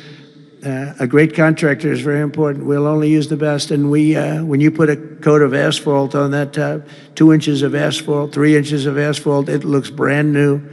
You take all the garbage off. They reseed it, as we call it, or different names, but they take the bad stuff off and they put the good stuff down. It takes not a long period of time. A matter of a few days, you'll have a beautiful, magnificent road. You fix up the curbs. You get rid of the medians in this town are just horrible. You're riding around, I think to myself, leaders come from foreign countries. You see, with leaders all the time, differently. They came in from India recently and from everywhere. They came in from a war that we just ended, Azerbaijan, and you know that, and Armenia. We just ended the war. The 2 leaders came in. One of them said, "My country looks better. The roads are better than, we were talking about." I said, "What do you think?" He said, "Well, the roads are better in Armenia than they are in Washington, D.C. It's embarrassing." And I was asked at the last press conference, they said to me, "How important is it? You're doing world peace. We're going on Friday to Alaska, meeting with President Putin, Russia. How important it is that the capital is important?" I said, "Very, very important." I told my father, said to me, "When you see a restaurant and you want to go and you want to have dinner, and then you go up to the front door and it's dirty, turn around and go back because the kitchen's dirty." It's the same thing with the capital of the United States of America. If it's dirty and unsafe, it sets a bad tone for the rest of the world. So we're not going to do that. We're going to have this capital fixed up, safe, clean, and beautiful in a very short period of time. Go ahead, please. In the back? Yeah, please. Yes, Mr. President, how were your calls this morning with European leaders, and was it your call not to invite President Zelensky to your meeting with Putin? No, just the opposite. No. We had a very good call. He was on the call. President Zelensky was on the call. I would rate it a 10, very, very friendly. I know the leaders because I was at NATO, as you know. I took it from 2% to 5%, 2% that wasn't paid, 5% that is paid, which is trillions of dollars in defense capability.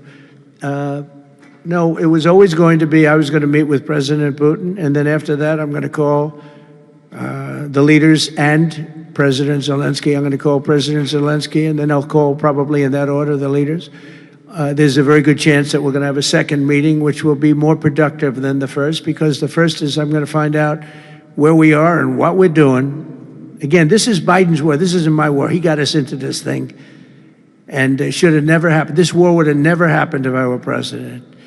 But it is what it is, and I'm here to fix it, and I'm here to stop 6,000, 7,000 people last week. 7,213 people last week were killed, mostly soldiers. But missiles being lobbed into towns don't exactly help either, but mostly soldiers. And Ukrainian and Russian, they're not American soldiers, but if we can save a lot of lives, it would be a great thing. I've stopped 5 wars in the last 6 months. And on top of that, we wiped out the nuclear capability of Iran, obliterated it. It's turned out to be a correct word, by the way, because some of the press said, well, maybe it wasn't obliteration. It was obliteration.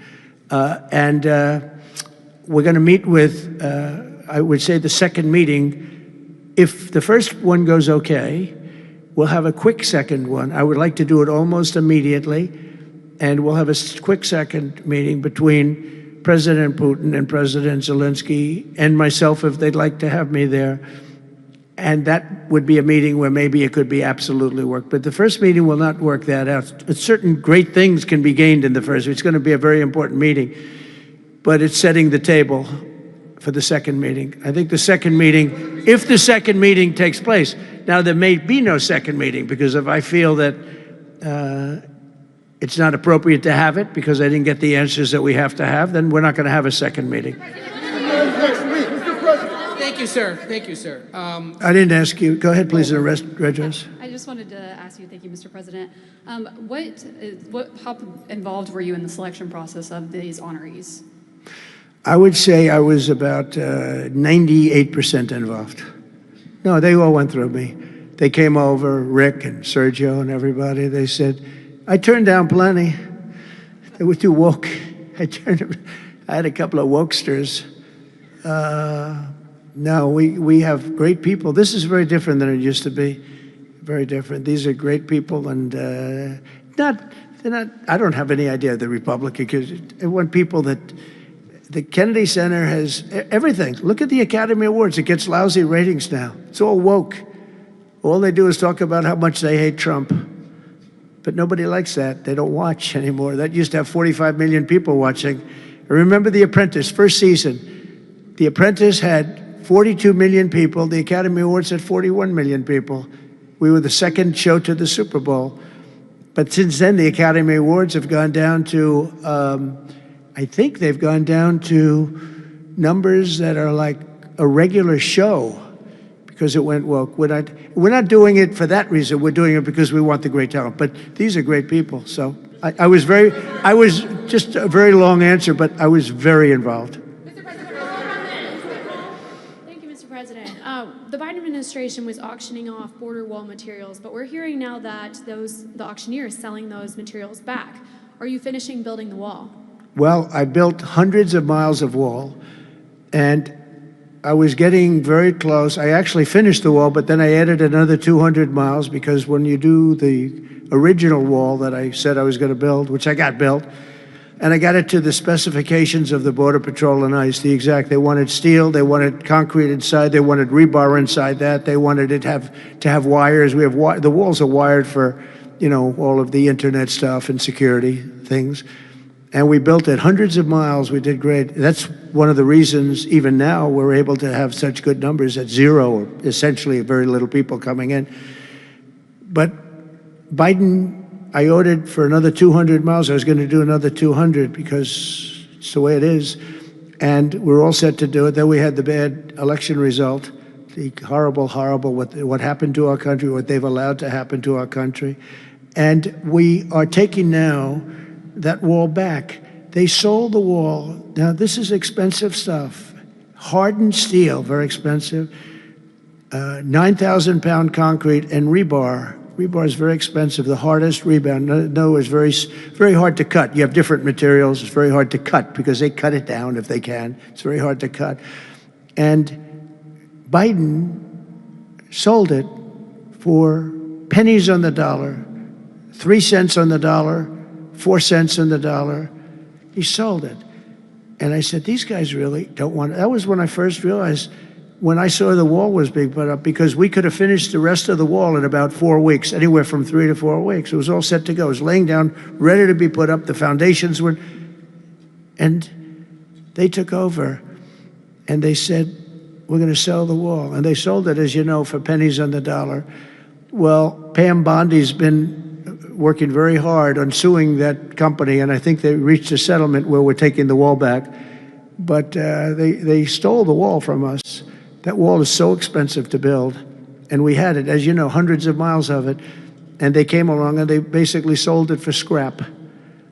And what a shame that is. But that was when I first realized that these people actually want to have open borders. And no country has poor countries don't have open borders. No, we had open borders where people just walked in. It didn't matter what they looked like, who they were. We had 11,888 murderers, half of whom killed more than one person. Literally killed more than one person. And this is who we took into our country. So the wall is the least of it, but we're going to take the wall back. We're paying a small amount of money, as I understand it, to get it back, to get rid of the litigation. We'll take it back. We'll put it up. Yeah.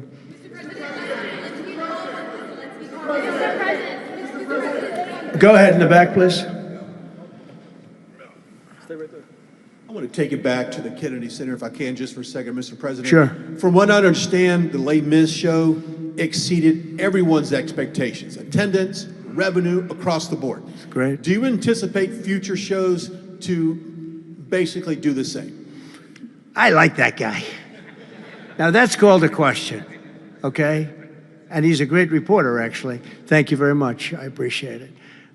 Yeah, it did great. Les Mis did great, broke records, and was sold out and beautiful. And we anticipate a lot of that happening. There's a thirst for it. And especially when the crime is knocked out. You know, when we knock out crime, some people probably stay away from places like restaurants and other things. It ruins your whole fabric. It ruins your country. And when somebody thinks they have about a 25% chance of getting mugged, they say, let's not go to restaurants tonight. We're going to make it so that they have no chance of getting mugged. And it's going to happen soon. And yeah, we think we're going to have a lot of very successful evenings here. Please. Will Russia face any consequences if Vladimir Putin does not agree to stop the war after your meeting on Friday?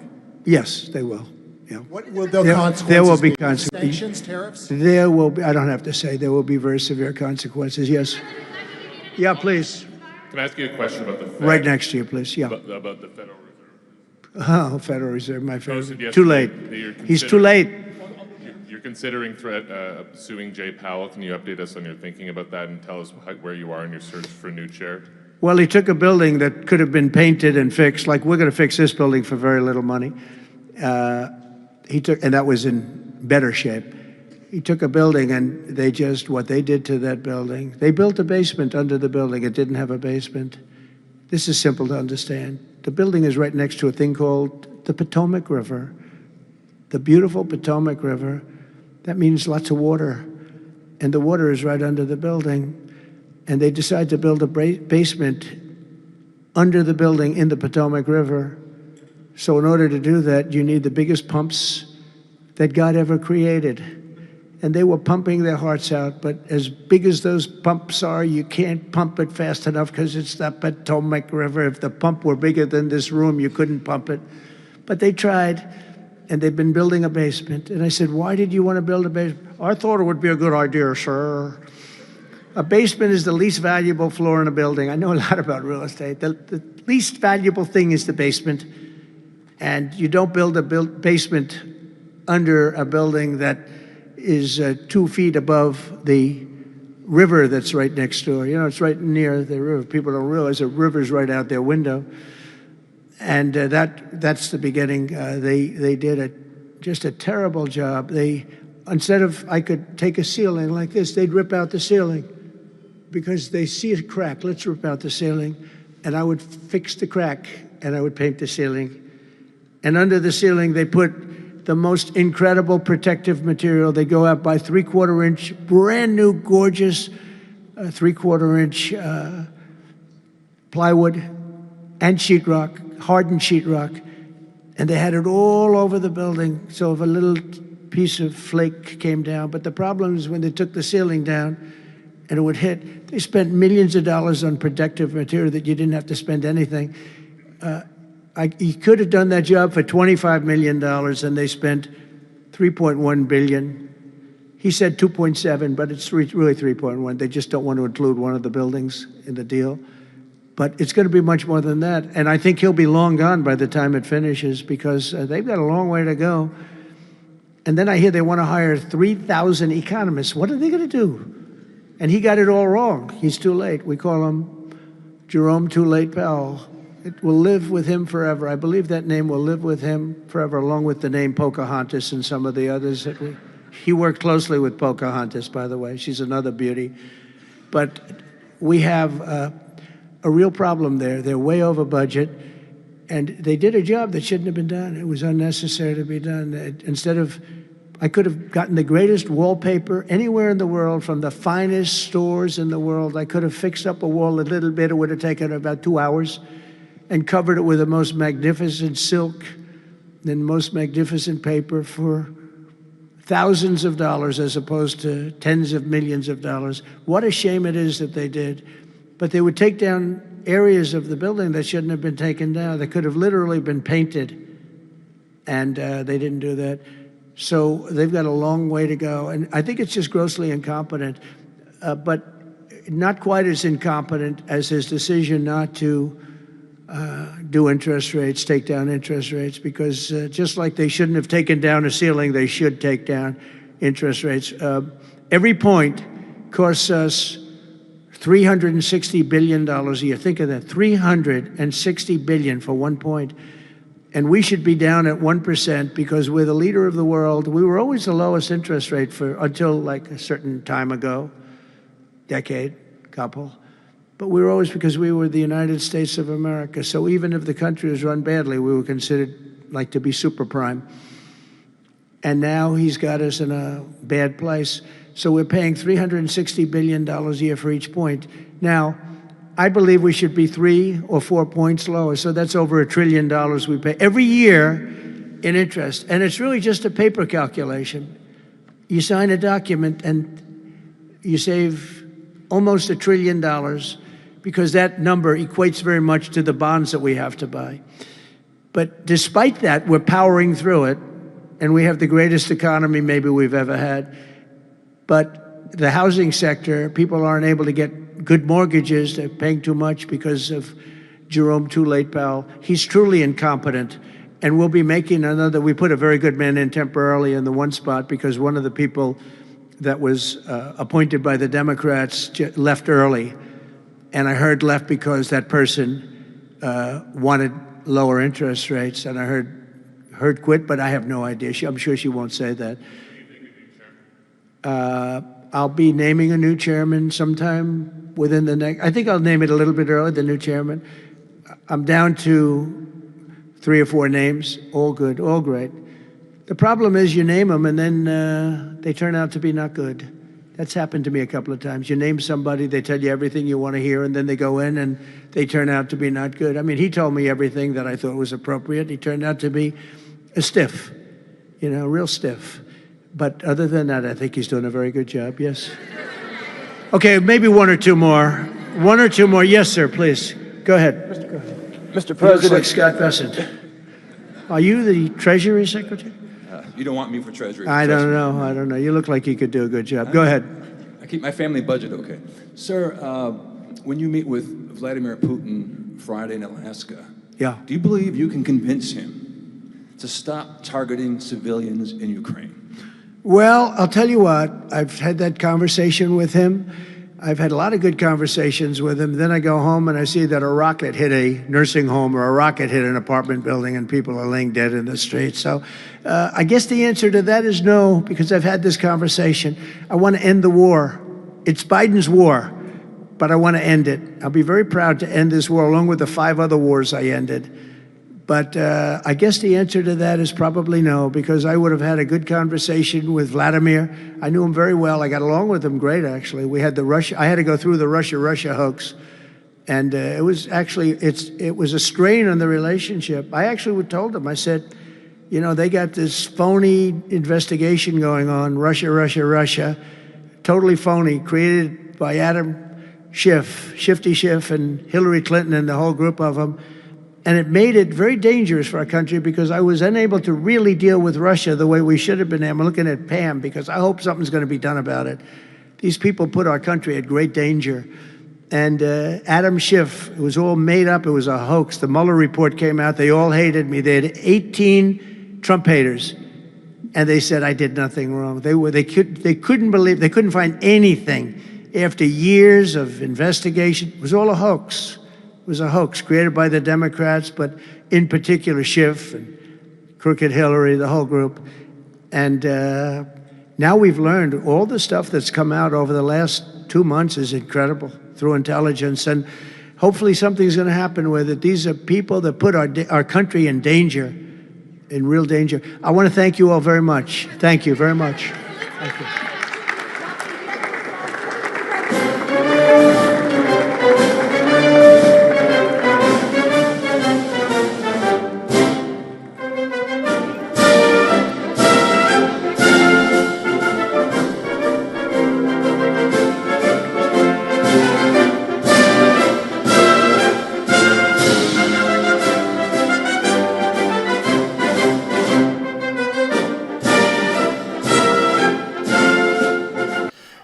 So it will be Michael Crawford. I think he was with Riverdance. George Strait, Gloria Gaynor, Kiss. You want the best, you got the best. Kiss, and then of course Sylvester Stallone. So I guess I got some music for the jump over tonight when we go over to Rumble. I'll find something with Gloria Gaynor. There's plenty stuff about George Strait. And then, of course, one of my favorites, Kiss. That's not going to be a problem at all. So we'll get there. All right, so it is now 12:30. I'm going to try and get the show, the regular show, up at 2 p.m. Not really sure if I'll be able to get there. I might move it to 3. We'll see. But I'm somewhere between 2 and 3 because let me explain to you why. One, I'm going to have to eat some lunch. Number 2, I got to go in here and dig into this computer and figure out what happened and why my board's not working. I'm pretty sure the reason why the board's not working is I clicked the Windows update. And as soon as I clicked the update, I thought to myself, yeah, what's going to happen? And sure enough, something happened. So I've got to do some technical workouts to make sure that works, and then I'll do that. So let me do super chats real quick. If I can get this. Man, I'm having all kinds of issues, computer issues right now, because I hate Windows. When they do these stupid updates, they should tell us, oh yeah, you might have some problems. Idiots. With all the software we have to run this stuff. All right, so before I do the super chats that I'm configuring right now, I want to talk about a couple things. Notes. Always take notes during his talking. He let it out. Everybody listening could have heard what President Trump said. He is indeed looking to roll this out to other cities. And so by rolling it out to the other cities, the Democrats are going to lose their effing minds. I hope the Republicans don't have the normal Murkowski, Susan Collins, Thomas Massey, all that BS. That's ridiculous. Get this done. I think it's a 80-20 issue, if not 90-10, that people want to feel safe. But he said also, and this was real important, we talked about this last night, And again, I didn't have any crystal ball, but I'm saying he wasn't going anywhere. He said the words, I'm going to be here long term. We are not going to come in here for 30 days and then leave. He's going to make the encampment, whatever you want to call it, in Washington, D.C., kind of permanent. And then he laughed at them when at statehood, ha ha ha ha, nope, never going to happen. And he said, and this is probably going to piss some people off, he said, which I said last night, he said, yeah, that's one of the reasons why we're doing this. That is one of, not the main reason, but it's one of the reasons why we're doing this. And I'm sure that'll be cut and clipped and put everywhere across the media 24/7. Trump wants to stop statehood and wants to make this invasion permanent. Okay? So, that's okay with me. Then something interesting, which what I'm going to talk about when I come back on to the show. He keeps mentioning the basement over at the Federal Reserve. Well, there again, I told you earlier about, it's time to take the tin foil off because things are starting to happen. He keeps talking about the basement, and many of you are probably saying, why does the Federal Reserve need a basement? Well, we're going to talk about that this afternoon. And so I hope I don't offend anybody. Don't really care if I do, but man, too many things that we knew and heard of are starting to come to fruition. And now it's some education time. I've got a whole lot of stuff to talk to you about this afternoon. A lot of it is in written form, not so much video. And we're going to talk about some of the stuff that people considered conspiratorial at one time. And now we don't know if it is true or if it isn't true, but it definitely warrants talking about it, and it warrants research. And when I show it to you and lay it out to you, I'm not Glenn Beck. I don't have big charts and stuff behind me yet.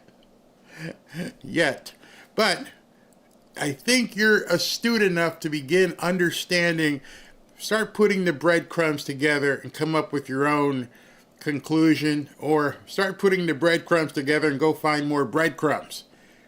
Something is happening that is well below the surface, no pun intended, and I think a lot of the people on X and stuff are not looking at everything. I could be completely off base, but then if I'm off base, then you need to explain or say to me why. What's your counter argument? I am so sick of trolls who say, "Oh, you're stupid." Okay, what's your counter argument? I'm going to lay out something for you tonight, this afternoon, and you're going to sit back and go, in fact, I won't. Maybe I need to wait until the Rumble jump over because I don't know if these people up here can handle it. I have to see. I'll have to see. But all right, let's talk about the super chats.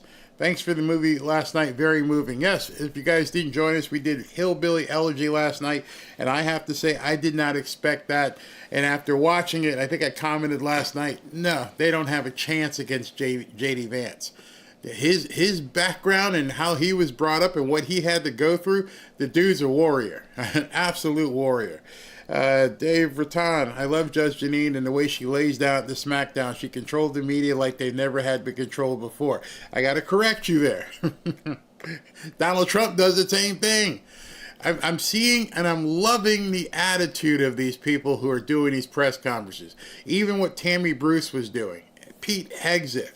They're all at this point, they don't have one F to give. We're done with you people. This isn't, play nice anymore. No more Mr. Nice Guy, as he said.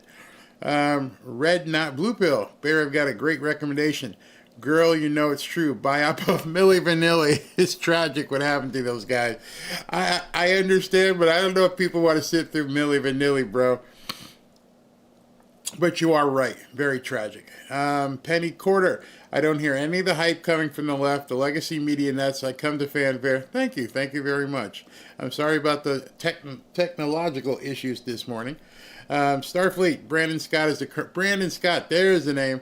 Current mayor of Baltimore. He has held office since 2020 and secured a second term by winning re-election in November 24th.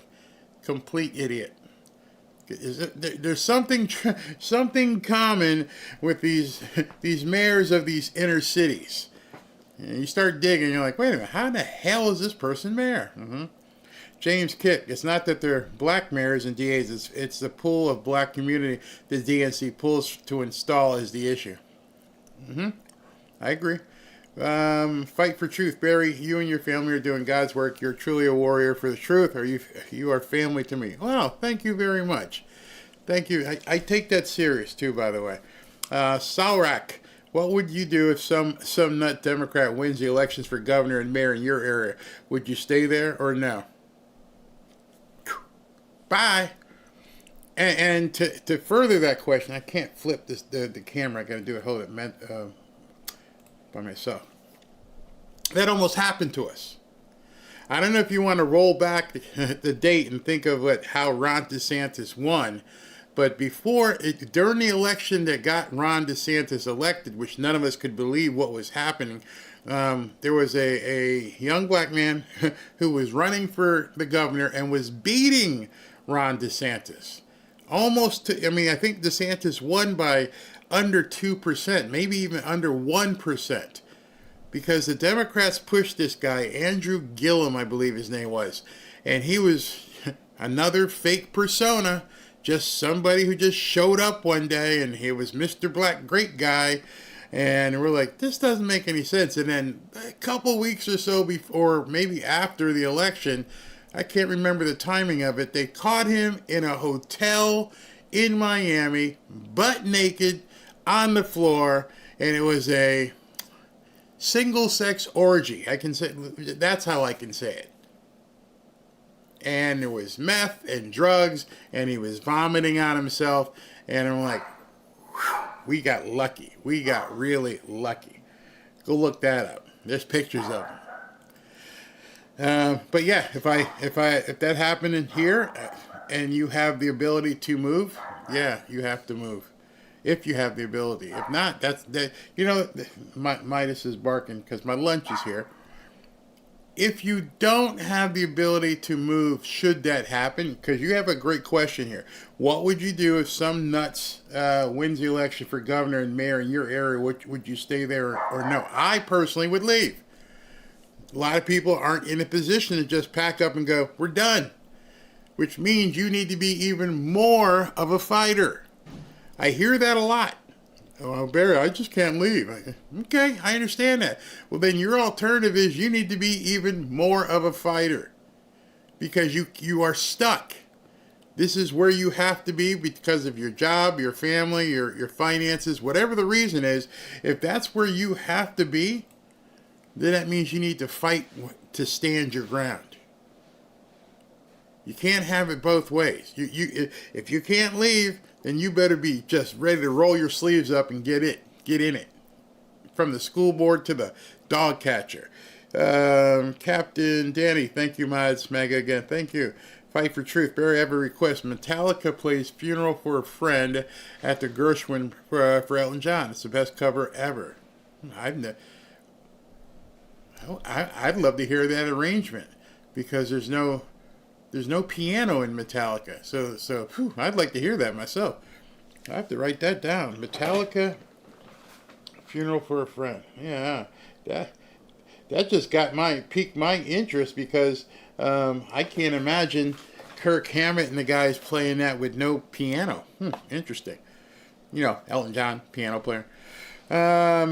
Starfleet, Congress granted Washington an elected mayor and city council under District of Columbia Home Rule Act on December 24, 1973. The first mayor and council under this law took office on January 2nd, 1975. Got to get rid of it. Great movie from last night. Thank you. I am Planet Hermit. I love a good briefing and housekeeping session. All right, so I'm going to put the after party on and go eat my lunch, and as soon as the after party is done, figure out what's wrong with this computer and get ready for the next show. Thank you guys for watching, and see you in a little while. And again, that didn't work. It's supposed to work, and I'm having to do it by hand. Okay, now it's going to work.